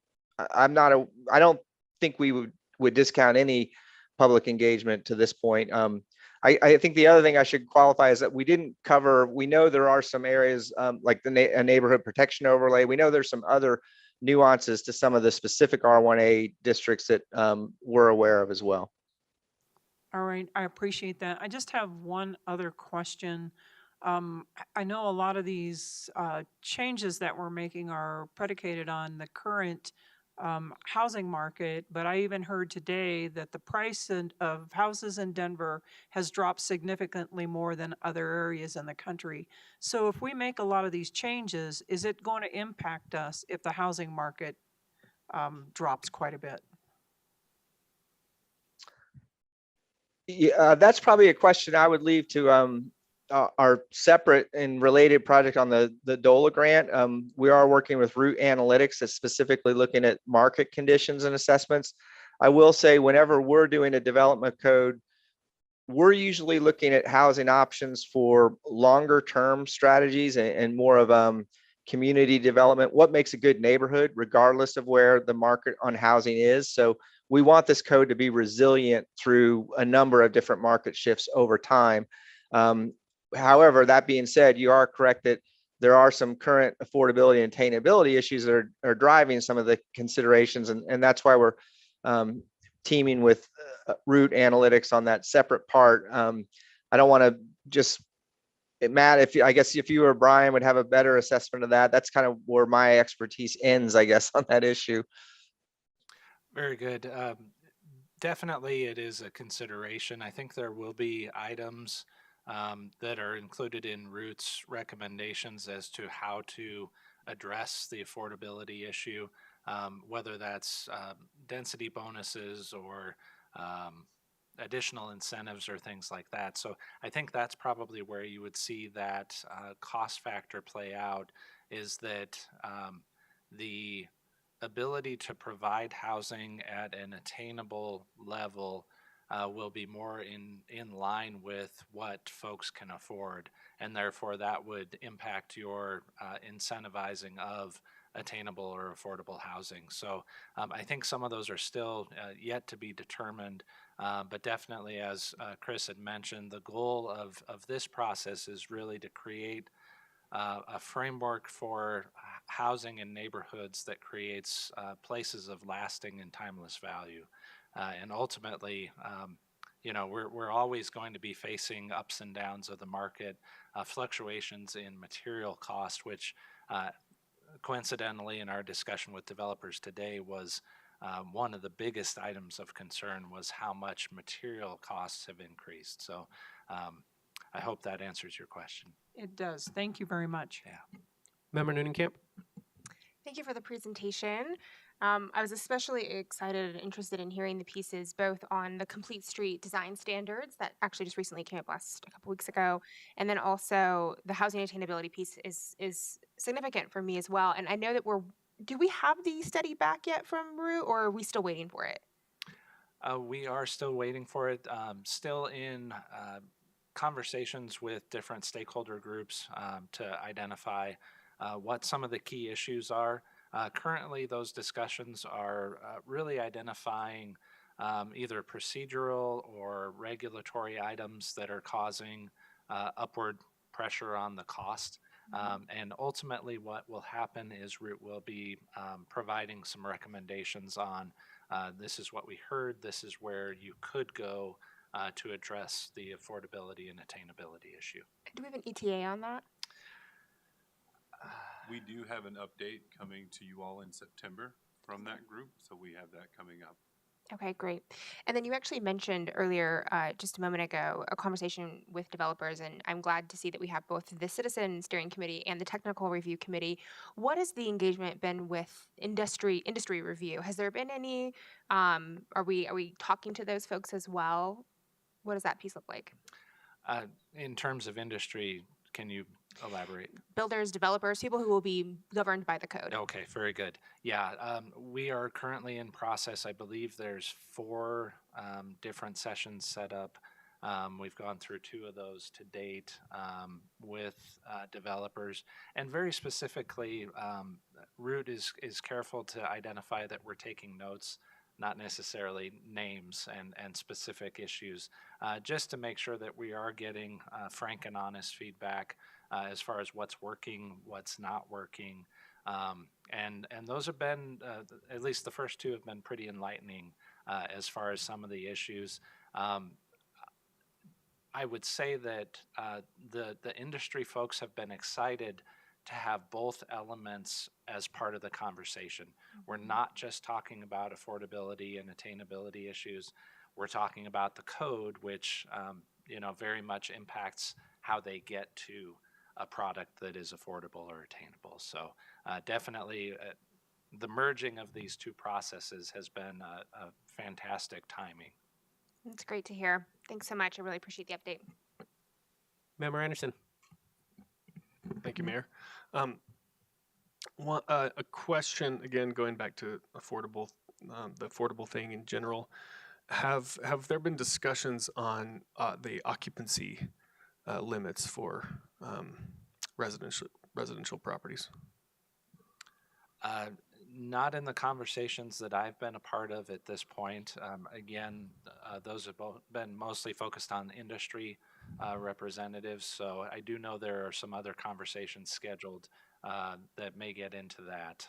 And certainly I'll pass that along to the root folks to make sure that issue is addressed. Yeah, I know Denver within the last few years has increased the occupancy allowances, and I think in a really sensible fashion. So I would love to see that evaluated.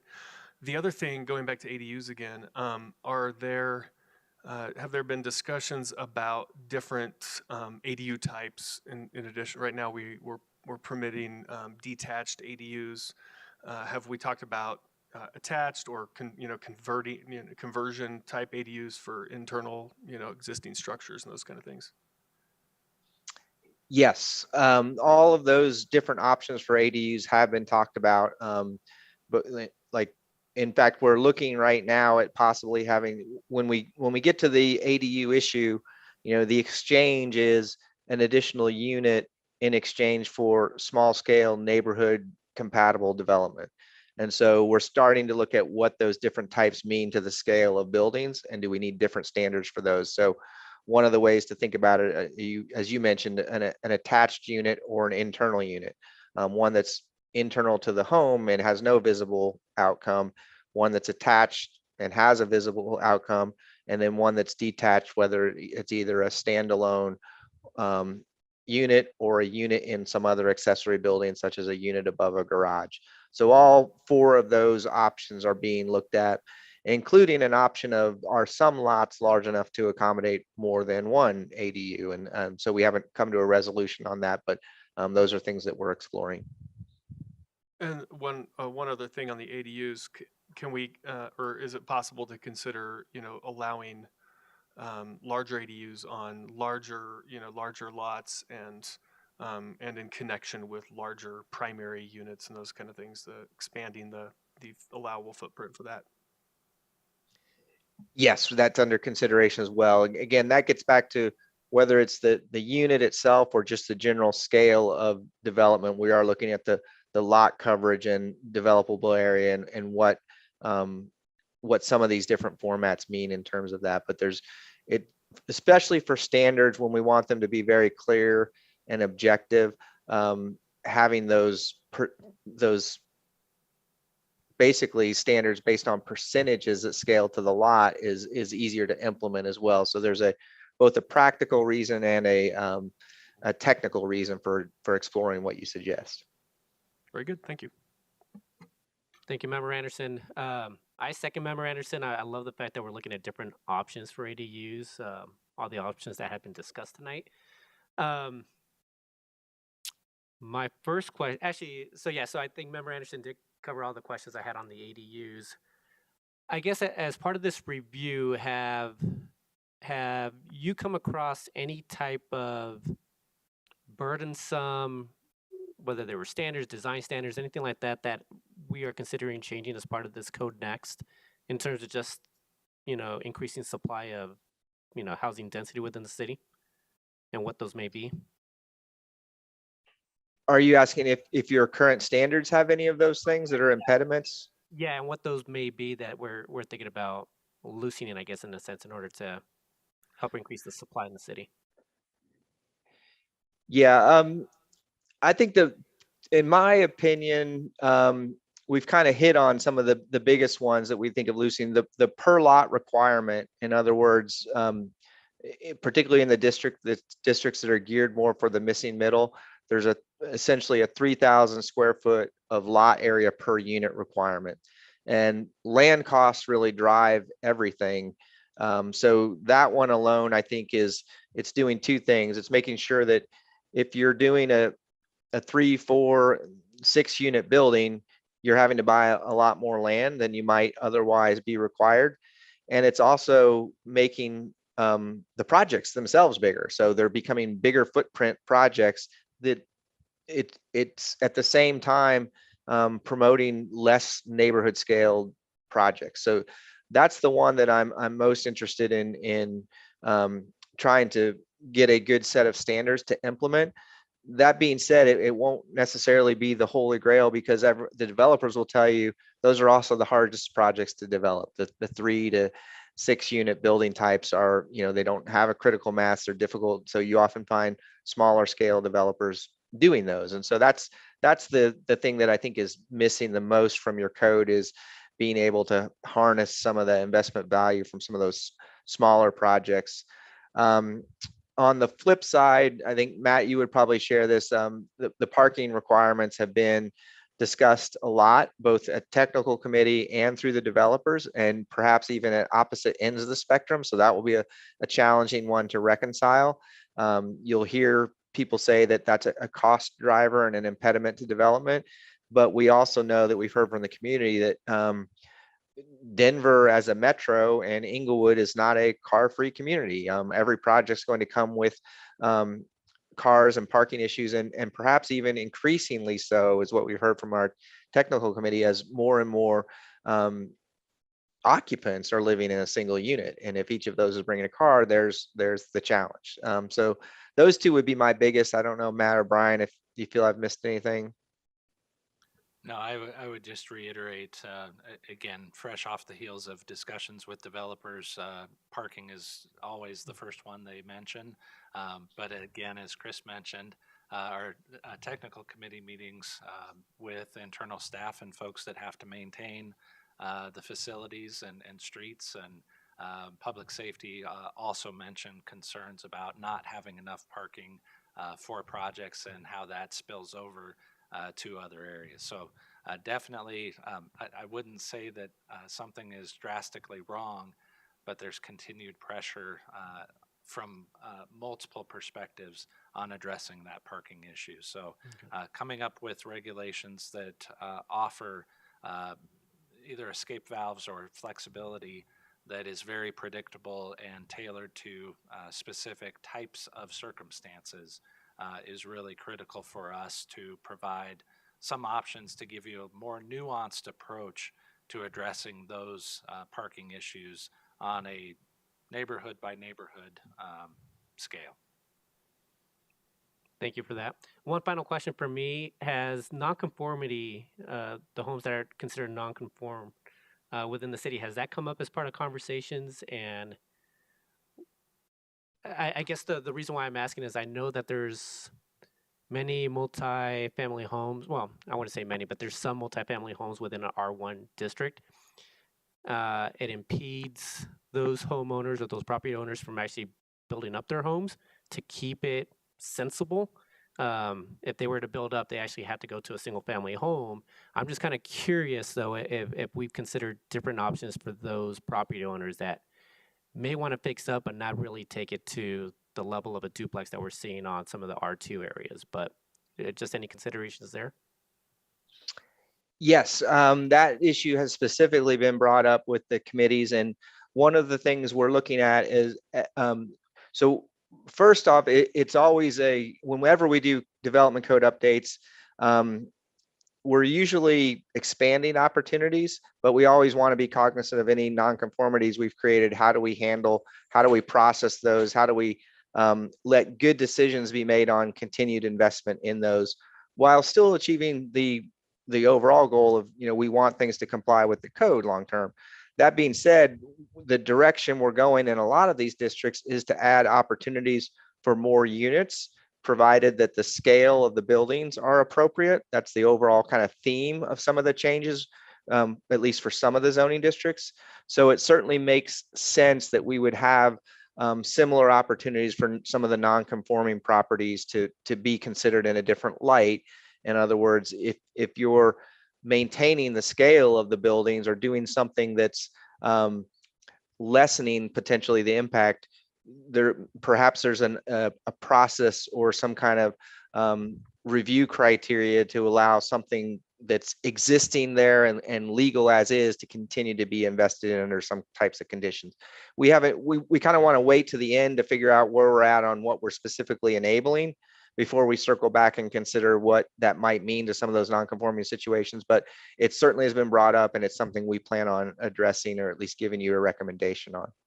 All right, appreciate that, Mr. Brewster. Any other questions from council? Mr. Brewster, Mr. Ashby, Mr. Isham, thank you very much for the presentation tonight. I'm sure that we'll be back in conversations here over the next month or so, and appreciate the update. Thank you so much. Thank you. All right, council, we're on to our final agenda item for tonight. It's City Attorney Tamara Niles and City Attorney Intern Amelia Stefan will be present to discuss potential uses for the opioid settlement funds. City Attorney? Yes, thank you, Mayor.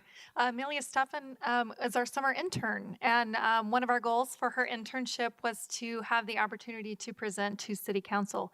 So she has fully studied the opioid settlement documents and prepared a PowerPoint tonight regarding the potential uses that the City Council could designate for opioid settlement funds. Sounds great. Ms. Stefan, go ahead.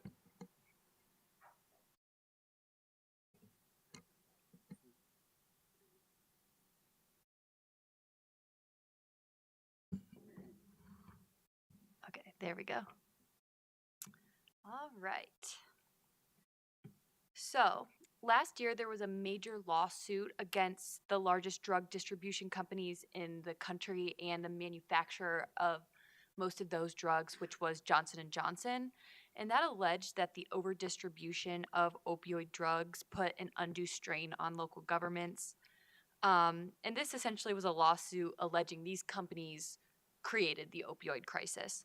And the government, as the plaintiff, was awarded a very large sum of damages.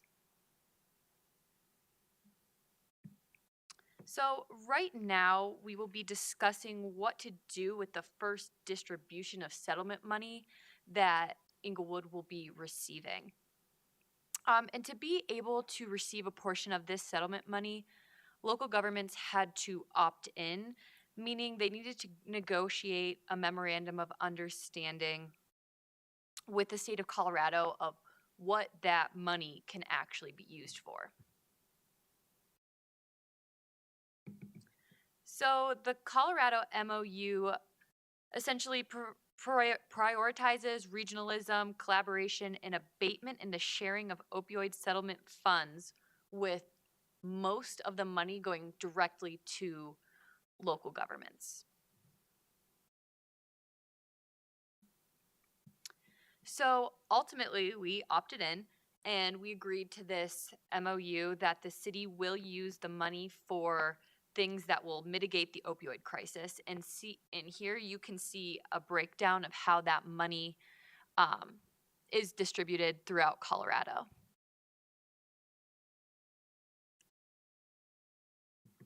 This here shows us in dollar amounts that we're going to get about $45,000 from this first settlement, and over $400,000 over 18 years.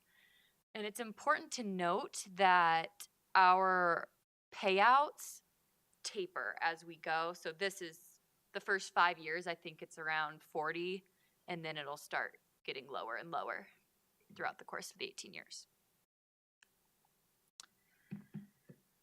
So the use of this money is why we're here, to discuss ways in which Inglewood can combat the opioid epidemic. And these strategies are put an emphasis on prevention, treatment, harm reduction, all of those things that connect to opioid use disorder, or OUD.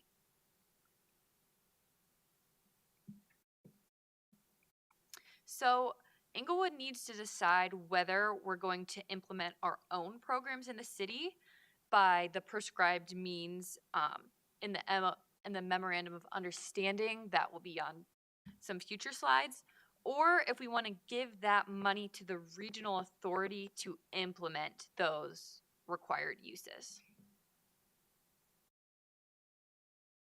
So when we say the regional share, that's going to refer to the Arapahoe County Regional Fund, and that includes the 3 municipalities in Arapahoe County.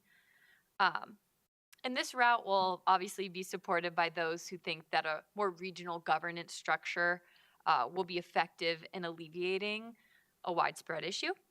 And then the local share can just be used within Inglewood itself, so long as it's used within those approved manners you'll see on the next slides.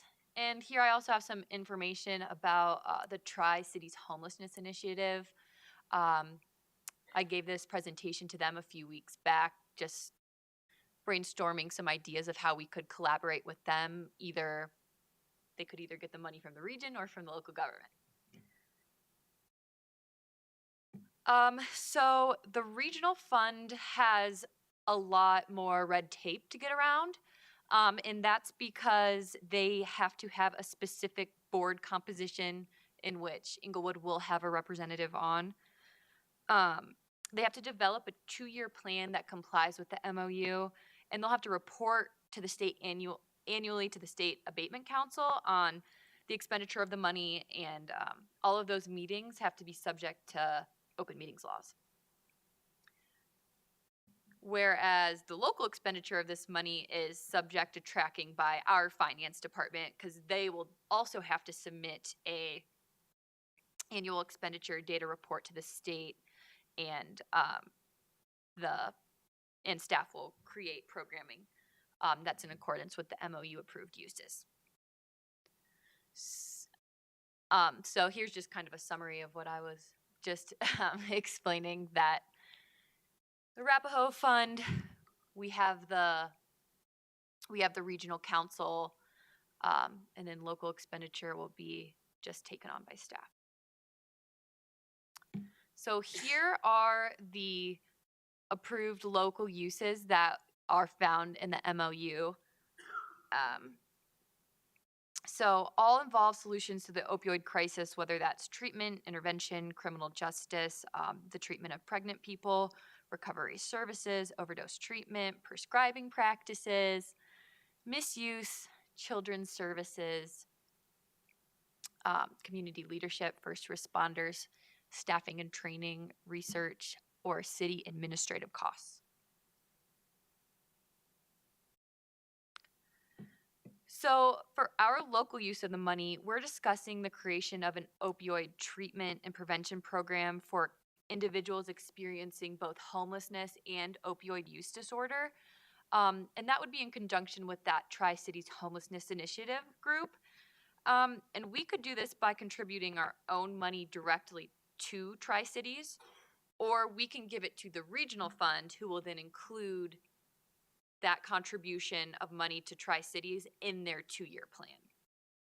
So that could be a great option for us, because not only does it address a population that's more vulnerable to opioid use disorder, but it kind of capitalizes on that macro level problem solving advantage of a regional governance structure. And it also allows surrounding municipalities to pool our money together. And then another option we talked about is to increase funding to existing Inglewood PD opioid diversion programs. You know, just expanding the services that are currently provided. This was presented to the leadership team a few weeks back, and these were just some of the considerations I prompted about whether or not we have unique opioid crisis problems in Inglewood that cannot be dealt with that regional governance structure, talking about the administrative tax of working with Tri-Cities, and whether or not EPD has administrative capacity to have that more robust opioid prevention, treatment, and education programming.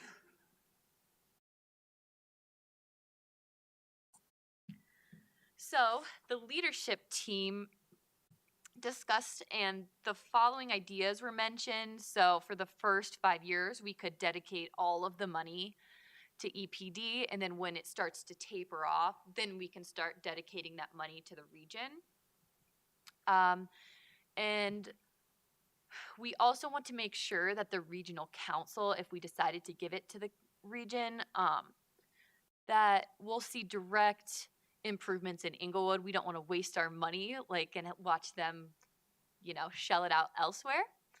And then we want to make sure that everyone in Arapahoe County is willing to contribute their money to the pot, because with more money, we can do more. So overall, leadership prefers the regional structure, but want to ensure that the regional council's 2-year plan aligns with Inglewood's opioid crisis goals.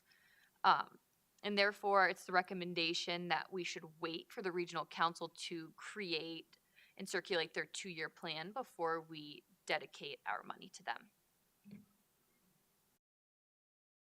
So this final slide is kind of an administrative status of the money. So we had to opt in, I think 2 weeks ago, to the local receiving of the funds, or it would have gone straight to Arapahoe County. And so we want to maintain that authority over this money by receiving it locally before we make a good decision about what we want to do with it. And we can always opt back out. We haven't actually received a check, but once we do, finance will hold it until we've decided where we want it to go. And so should the city choose to provide all funds to the region, the city can go ahead and forward it to the region, report it to the state, and then will be changed to the opted out. And there's no deadline or timeline for the expenditure, so it's just best to take our time finding the best use for it. And that's all. Ms. Stefan, thank you very much for the presentation tonight. Mayor Pro Tem, kick us off. I support keeping the money in Inglewood. I think this money would actually be allowed to be used towards the co-responder program in general. We had some discussion at the Region 9 kickoff meeting about how we can use these funds, and also at the State Opioid Abatement Conference last Monday and Tuesday, which I attended. The uses of funds, one phrase that was thrown about was anything but a road. So the uses of funds that are allowable in the memo of understanding is pretty significant. And personally, I think the co-responder program fits, and I think that would be a pretty good use of this money. So that's what I support. Thank you, Mayor Pro Tem. Anyone else? Member Woodward. Thank you. I like the flexibility of this plan a whole lot, especially how we can utilize funds, some of the funds for the city, some of it for the regional, and then change as we go along. I think that's great flexibility. One of the things, I guess, with the leadership team ideas, dedicate all money to EPD programming. I personally feel like I'd be willing to dedicate some of the money to EPD, but I would also like to dedicate some of the money to Inglewood schools for things like Narcan and education. Those are the people I see on the news, kids dying from overdoses of fentanyl. And so I want to make sure our people, not just homeless people that may not be from Inglewood or have any interest in Inglewood other than sleeping or something here. And I would like to see some sort of program that spreads more to the community.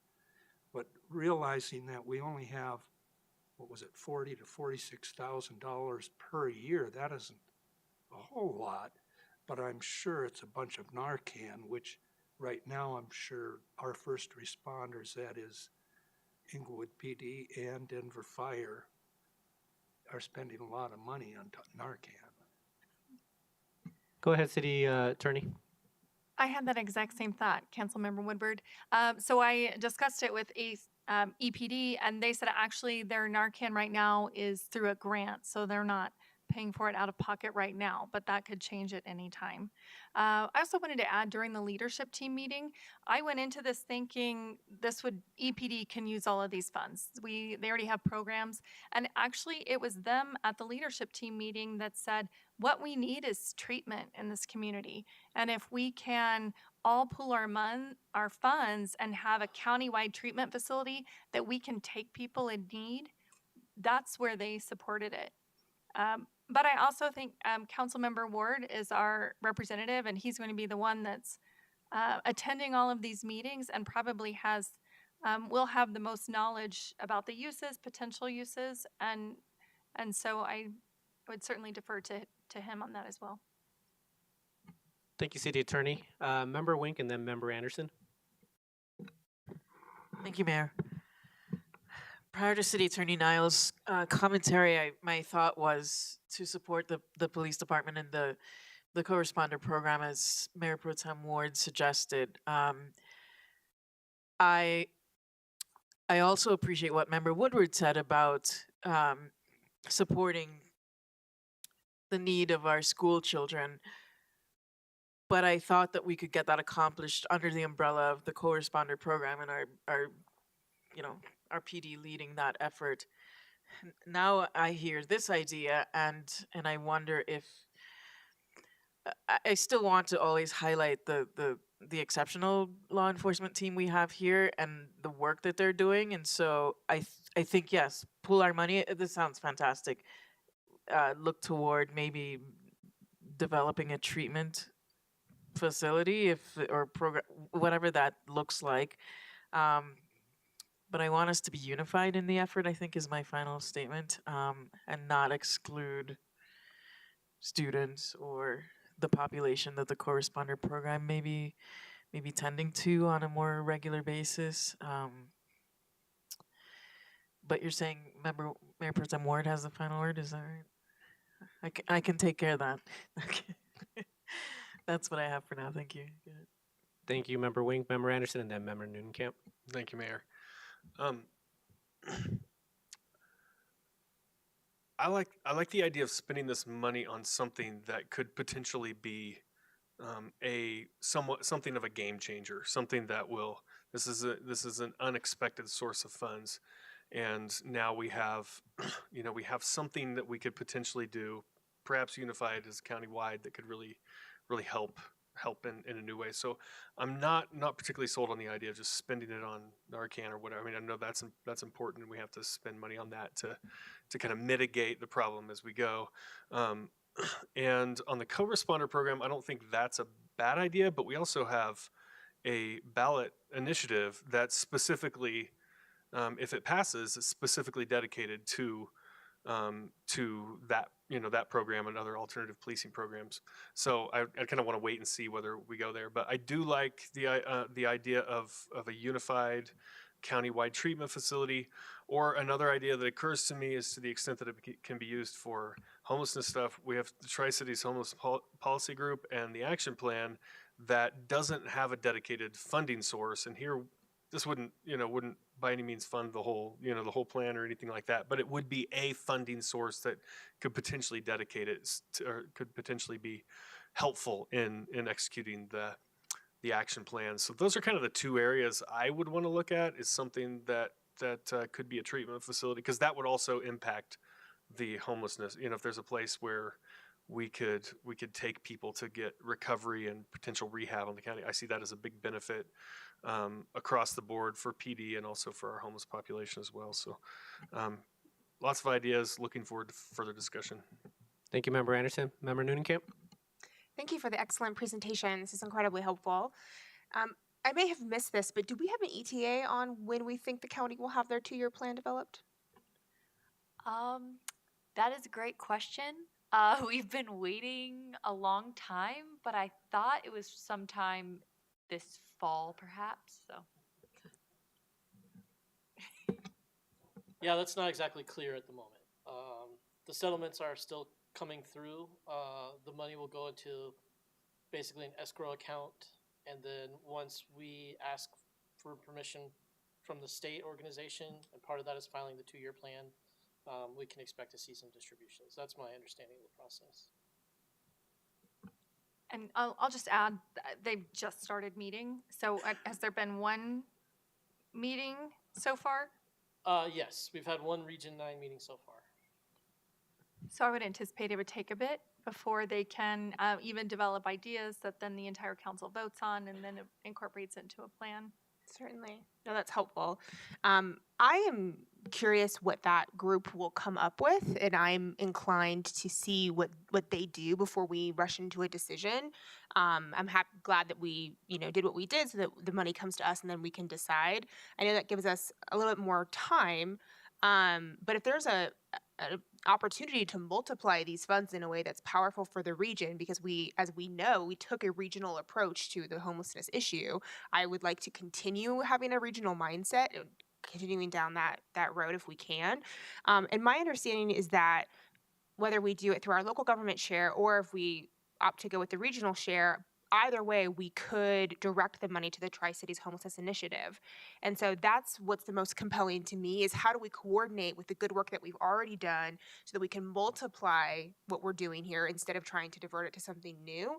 So that's my inclination, but as much as I hate to say it, maybe we would take a wait and see approach to understand what that group's going to do. Thank you, Member Noonan-Camp. Mayor Pro Tem. I just want to draw everyone's attention to the distribution, the settlement allocation.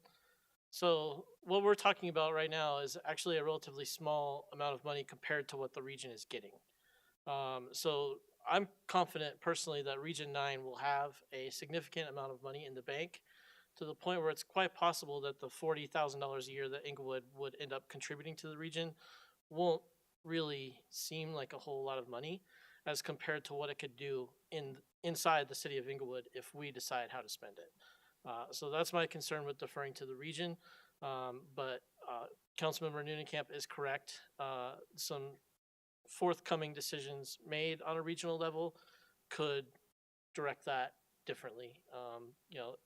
Could indicate that maybe we do want to kick into the region, or the regional plan is the best option for Inglewood. Thank you, Mayor Pro Tem. I guess a couple questions for me.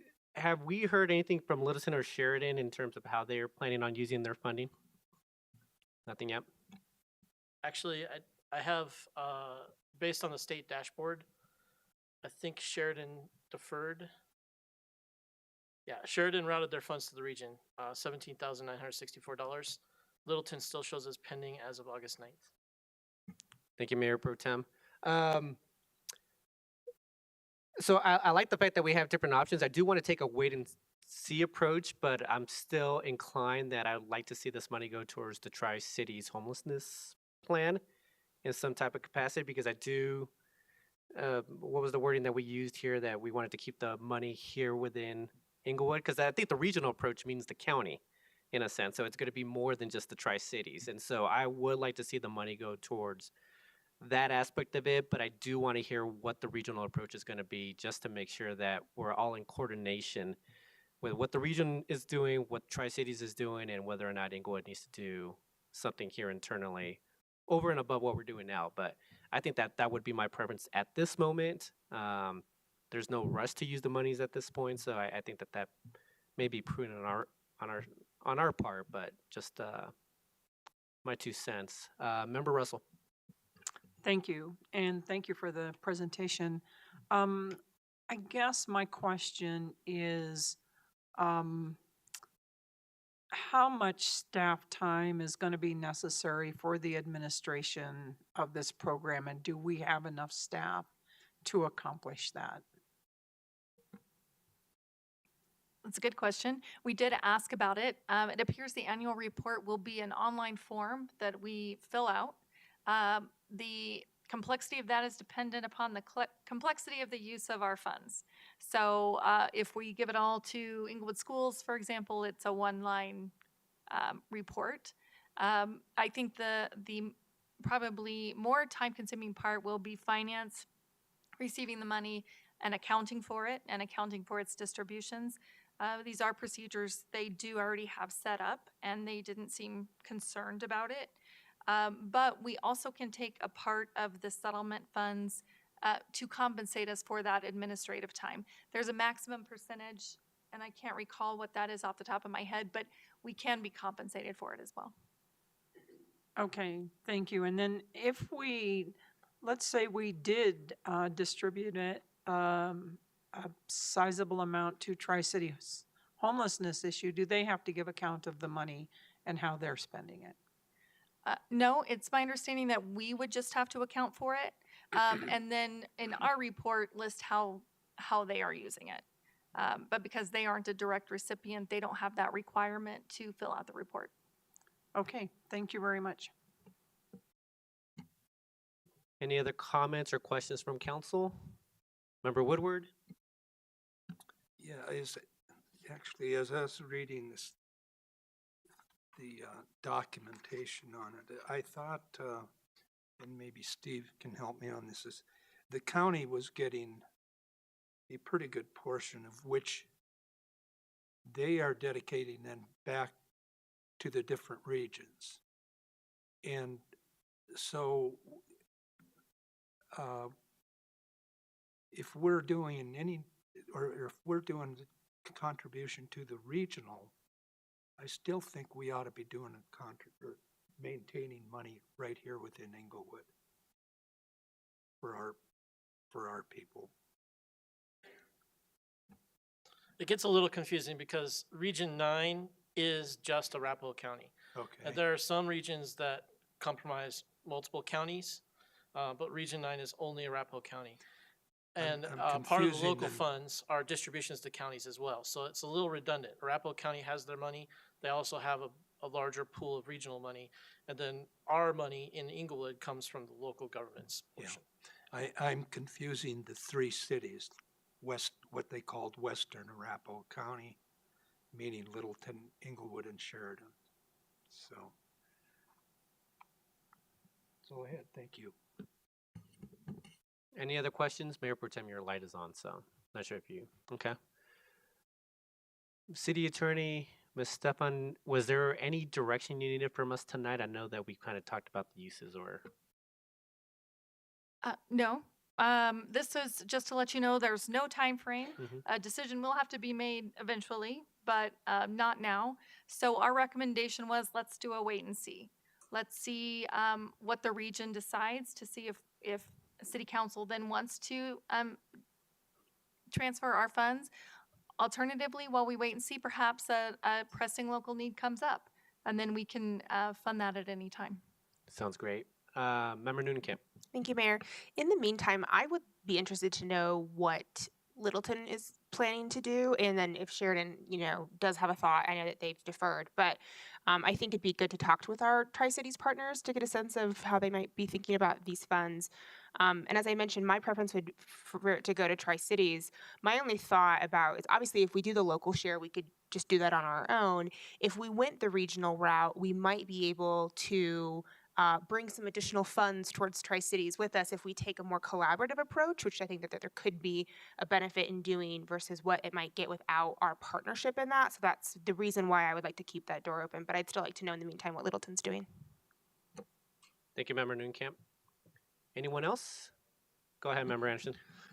Something I think to keep in mind is that Tri-Cities is administered under Arapahoe County, and it really is the one of in addition to Aurora and their kind of approach to homelessness, it's one of the big kind of initiatives going on, and the county is looking very closely at it, and I think anything that the county does in relation to homelessness is going to be drawing on and in collaboration with the Tri-Cities Homelessness Policy Group. And also, I think Inglewood is kind of, we really took a leading role in forming Tri-Cities. And so I think anything that Tri-Cities does really does benefit Inglewood in a really, at a really high level. So I love the idea of continuing to keep that on the radar. And even if it is giving our money back to Region 9, I anticipate that being a big benefit to the city directly in many ways. Thank you for that, Member Anderson. Anyone else? If not, City Attorney Niles, thank you very much. Ms. Stefan, thank you very much. I think this is this it for your internship with the City of Inglewood? I will be here for the rest of this week and next week, and then All I'm right. done. Yeah. Well, the City Attorney has sang your praises in Oh, previous thank you. meetings, so really appreciate the work that you've done for us over this summer, so thank you. Yeah, thank you. All right, members of council, we are now on to reports from boards and commissions. Anybody have anything for us tonight? Member Russell. Thank you. I have a report from the Code Enforcement Advisory Committee. They had to cancel last week because two of the three new members weren't able to make it. And there was a training for them. So the committee has three new members, which is a pretty big change in the committee. I think they're going to be great additions.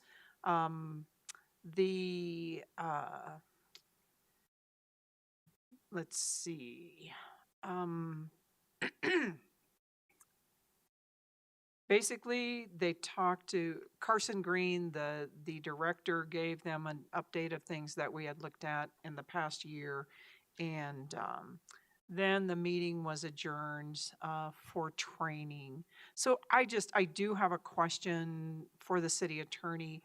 When a training meeting is, does that need to be recorded when new members of the committee are being orientation? Does it have to be recorded? Yes, like the meeting itself was audio recorded. So, but there was no recording of the training. Well, there's no requirement that we record meetings at all. The requirement is that they be open to the public. So I don't know of a specific requirement that would then require us to record training. But I think the better practice is if some of a meeting is recorded, record all of it unless there's some sort of technical difficulty. But it doesn't violate any policy or law if we don't. Okay, well, and it was just orientation for the new committee. The meeting itself lasted about a half an hour, and then they adjourned for a tour of the police department and then the training. So, all right, thank you. Thank you, Member Russell. Mayor Pro Tem. I'm kind of last. I think there's a couple other people in front of me. I can say my piece now if you want, but Yeah, we'll just go around the room. okay. I went to the Region 9 opioid abatement kickoff meeting. That was Thursday the 4th. We had a pretty good meeting. A lot of different people. It was a Zoom session. Littleton's representative is very likely to be elected chair of the Region 9 task force. Our next meeting is September 1st. It's an AM meeting. We've decided to take the process in small chunks, so about 3-hour meetings, 2 3-hour meetings at a time, once or twice a month, to try to get moving down the road. There were also representatives from Greenwood Village. I think the manager and the chief of police were there from Greenwood Village, and a few other places, and I think we had at least one commissioner present as well. So we are making progress. BAC meets tomorrow, so nothing to report from them. Thank you very much, Mayor Pro Tem. Member Noonkamp. Thank you, Mayor. I don't think I addressed this last time I gave a report, but the Public Library Board met earlier this month, and they are discussing, as you know, we did pass standards of behavior for City Center. They're discussing an additional code of conduct for the library to kind of help specifically address some of the library issues that they experience, and that would cover things like sleeping in the library, misuse of library furniture, unattended children, some of those things. And so the library manager has continued to ensure that the library is a place that's safe and welcoming, and so the committee the board has done some good work engaging on that issue. And then also wanted to remind folks that this week the Cultural Arts Commission is hosting a booth at the Block Party. They will be hosting an interactive art experience where you can make your own watercolor art piece with an artist that they have commissioned for that event. So please stop by that booth. Thank you, Member Noonkamp. Member Woodward. Yes, Parks and Rec Commission, we did review and go over the parks, a number of parks that are going through remodels that we are waiting on materials in the supply chain, incidentals like restrooms, shelters, playgrounds. Parking lots have been done, but we're waiting on some of that stuff. Hopefully it will be here shortly, and hopefully they'll be completed before winter strikes. Also, we discussed Centennial Park and the request for, and we had the request for opening it up in the morning for the women that we got the letter from to walk their dogs off leash. We had our brand new park ranger there, and Dave, I believe it was, that highly recommended no on that, as well as the Parks and Rec Commission recommending no to providing that. Also, the Parks and Rec Commission was supportive of our permanent fence going into Jason Park to replace the temporary fence.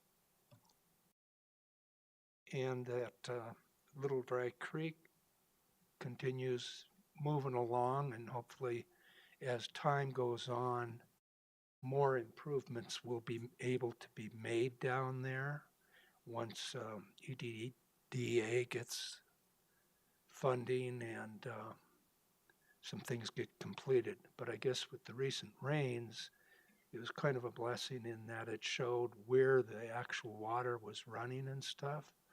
So it helped in some of the construction and rerouting and stuff. So the water was going where it was supposed to be going. That's it. Thank you. Thank you, Member Woodward. Member Anderson. Thank you, Mayor. I just wanted to give an update from the Tri-Cities Homelessness Policy Group, and one of the big items of discussion at this last meeting was an update on the Navigation Center. And we have formed a Navigation Center subcommittee. This is actually in our Tri-Cities Homelessness Action Plan. Navigation Center is actually a second-year goal, but we're in the first year. But there is an opportunity here with Bridge House coming, and a lot of momentum and energy kind of behind this particular initiative. And so the South Metro Community Foundation is helping raise some money for that. I believe they're up to $434,000 in grants for the implementation of that, the Navigation Center portion of the action plan. So I think that's exciting news. Things are moving forward pretty quickly. And of course, I think we've all heard now that Bridge House has closed on a facility, which is really exciting and will coordinate really well with having the Navigation Center in place as well. That's it. Thank you. Thank you, Member Anderson. I don't have anything for board and commissions update, but I'll just move it over to council members' choice. I do want to mention that DDA is meeting Wednesday. So their next meeting is Wednesday. I haven't looked at the agenda just yet, but they will be meeting Wednesday in person. And then lastly, obviously the Inglewood Block Party is occurring this coming Saturday. I will be there. City Council does have a booth, or at least a place to talk. So I noticed that there's no 8 o'clock slot filled at the moment, so I can fill that, but I plan on being there after 6 o'clock until closing as usual. So if you're able to make it out, please do so. Looking forward to the event, and thank you for everyone involved in setting that up. Anyone else for council members' choice? I guess we'll go back around this way. Member Anderson, if you have anything. Yeah, I wanted to bring a potential ordinance amendment consideration before council, see if we have consensus to move forward on something here. Let's see, shortly after I came on council, we approved an ordinance allowing emergency weather sheltering in churches. And then, of course, the pandemic hit, and there was this ARPA money, and they moved to, instead of having a kind of a congregate kind of approach for severe weather sheltering. They moved to hotels and are now that funding has kind of dried up. So they're moving back towards an emergency weather sheltering in churches potentially, and Inglewood is a possibility here. So we got a really good start on this, but there are a couple changes I think we could stand to make to this ordinance to allow it to work out, especially for Severe Weather Shelter Network. And I did talk to Lynn Ann Heidsing with Severe Weather Shelter Network. And one of the challenges they face is that churches have a lot of programming in the evenings. And often the best place to do sheltering is in basements. And so South Metro and Denver, I believe, both allow for severe weather sheltering in basements. Our ordinance does not allow for that. So what they suggested is to make a couple of changes that would bring us kind of in line with what South Metro did.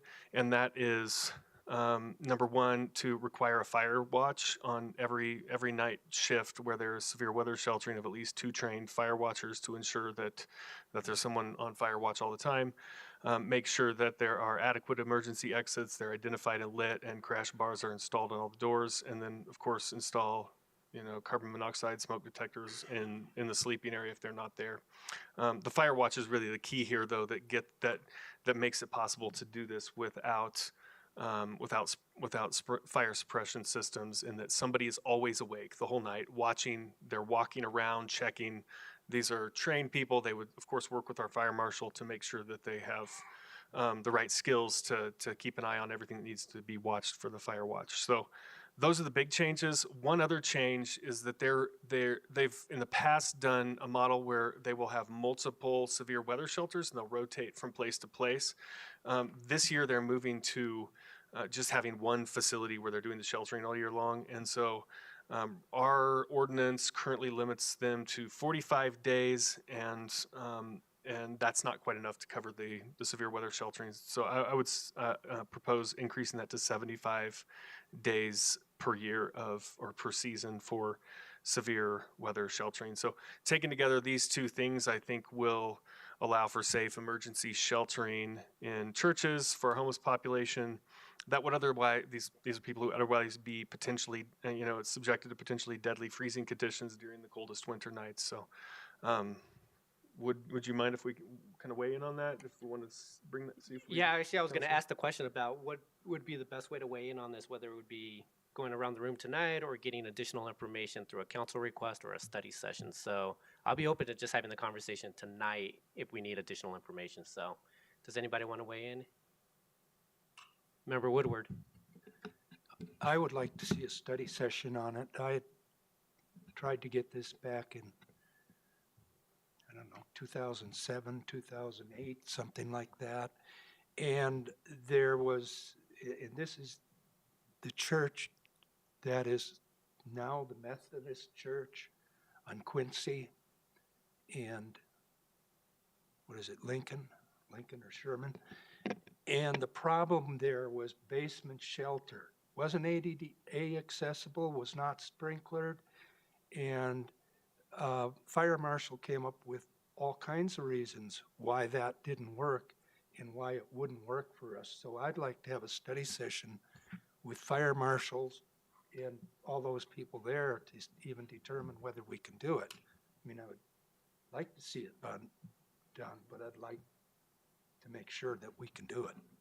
Thank you. Thank you, Member Woodward. Anyone else want to weigh in? Member Anderson, did you have something that you wanted to add? Well, I would just say, when we had this discussion in late 2019, early 2020, there was some opposition from the fire marshal. It wouldn't surprise me. You got to, I think, something that we need to keep in mind. I think the 4th of July was a good example. Fire marshals are very narrowly focused on fire, right? That's their job. And I appreciate that about them. And whether, I don't know what kind of recommendation we would get from the fire marshal, but we don't have a freezing to death marshal, right?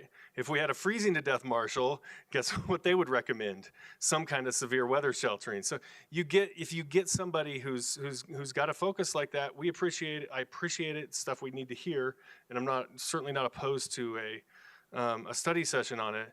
But I think one of the jobs of city council is to look at the big picture. You know, what is the best thing for our community, for our homeless population?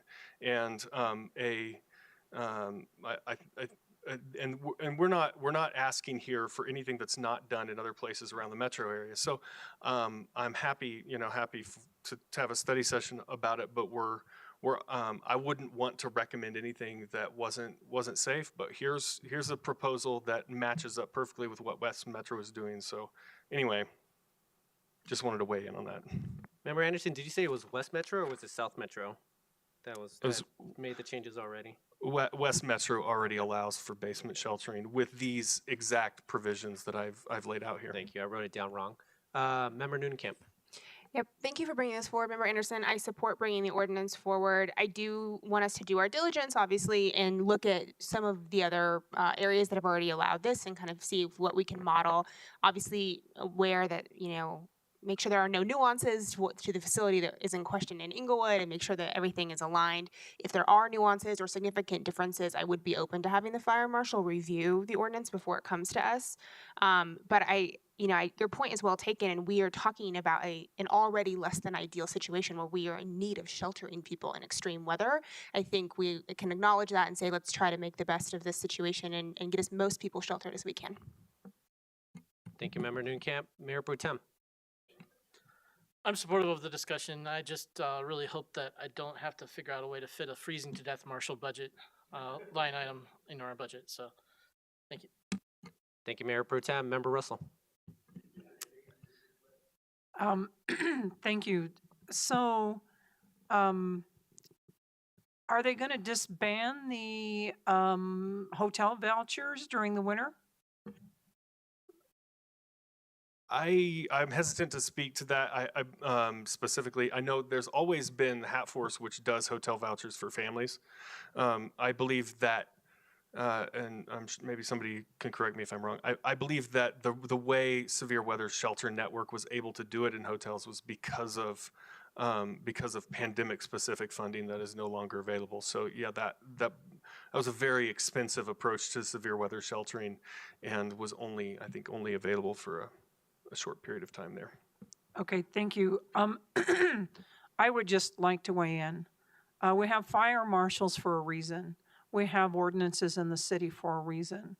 And I do believe there are things out there. I think that I would support Member Woodward's suggestion that we have the fire marshal look at the things you've suggested and come and talk to us about that, and why we have the ordinance requirements that we have. I definitely do not want an accident that would have been looked at from the position of a fire marshal, because then churches would be liable. I believe this council would be liable if we overruled the fire marshal. I think there's wisdom in what Councilmember Woodward is suggesting. Thank you. Thank you, Member Russell. Member Anderson. Just to clarify something,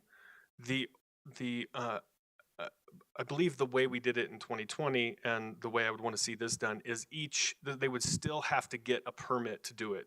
And the fire marshal would still have to inspect the building and tell them where the exit signs need to be, which doors need crash doors, and train the fire watch people. So this is not a blanket, no, we're cutting the fire marshal out of this deal. This is providing an ordinance that gives guidance to our fire marshal in terms of what's permitted and what's not. And then of course within that, there's a lot of latitude for them to make sure it's a safe facility and has safe exits and all of those kind of things. So wouldn't want to cut the fire marshal out of the process altogether, and there would be an important role for the fire marshal even under an ordinance change. Thank you, Member Anderson. I'll weigh in. I would be happy to see this come as an ordinance. We're coming close to the winter months here as well. So I remember having that conversation back in, I can't believe it's already been 2019 or early 2020, but it was pre-COVID. So yeah, it was during that time. But no, I'd be happy to have that as part of an ordinance moving forward. So I think that's 4 people as of right now, but Member Anderson, anything else you want to weigh in? Yeah, and I would just, if we need to have a study session, I'm fine with it. I would prefer to just have the ordinance come forward and have the discussion at that time, but Exactly, Yep. and I'm sorry, Member Anderson, but if there was any additional information that could be provided at that time, I'd be happy with that as well, so. Anything else from you, Member Anderson? Nope. Member Woodward, do you have anything for council member's choice? I'm not sure I heard what I heard, but I still feel I want to see a study session on it, and I want more than just a fire marshal. I want to know ADA, I want to know exiting, building department, and that sort of thing, that we're doing something that isn't putting us, as Member Russell had stated, at risk if something forbidden or something did happen, that is fire or something like that, where somebody couldn't get out of a basement or a building. That'd be awful. So I still want the study session. Thank you, Member Woodward. I think we decided, or at least there was majority of council would like as an ordinance, during that ordinance discussion, we can have the fire marshal or any other information to just alleviate any concerns. Member Wink, do you have anything for council member's choice? Member Noonenkamp, Mayor Pro Tem?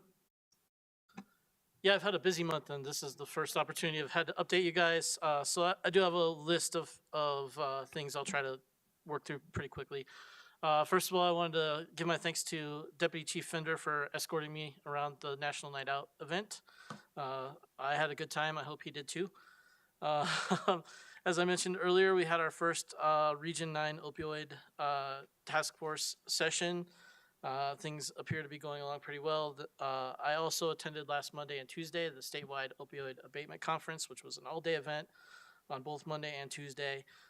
Met some other people from our region. Not a lot of local officials there, a lot of county officials and other interested parties, and of course the state officials. Debbie and I attended the Silent Disco and Food Truck Roundup a couple weeks ago. That was a nice, fun event. Tony told me that there were a couple of food truck cancellations, but we still had plenty of food there, so it was good to see. The other thing I attended that I was really excited about was the South Platte Renew Open House event. This year, I think it went off particularly well. Councilman Woodward was there as well. I really enjoyed going around from station to station and talking to all the staff members and hearing how excited they are about their jobs. There is an energy at that facility that is incomparable citywide, I think, and I'm really happy to see what's going on there. I wanted to extend my thanks to my peers on council who attended the community meetings on Wednesday and Thursday in District 4. The 5G meeting, I think, was made a lot better by the presence of our fellow council members there, so I really appreciate you guys being there. Bellevue Park, similarly, Rita and Joe were at that meeting. Went off very well. Police command staff was able to answer a lot of questions. We talked a little bit about some things going forward, and we had park staff there as well. And then I'll be at the block party from 6 to 8 on Saturday.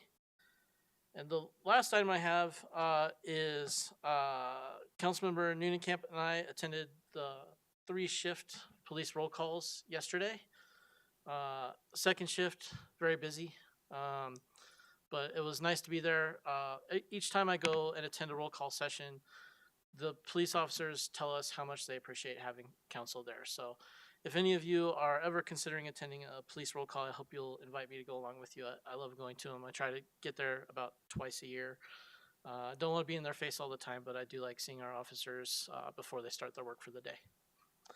That's all I have. Thank you.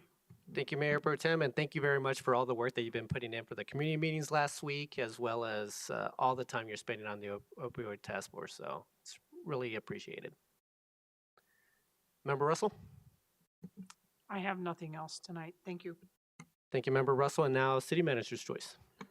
I think my items can wait, but look forward to seeing everybody at the block party on Saturday. Thanks. Perfect. Everyone, this meeting is now adjourned.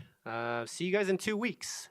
We don't have a meeting next week, so see you after Labor Day. Have a good evening, everyone.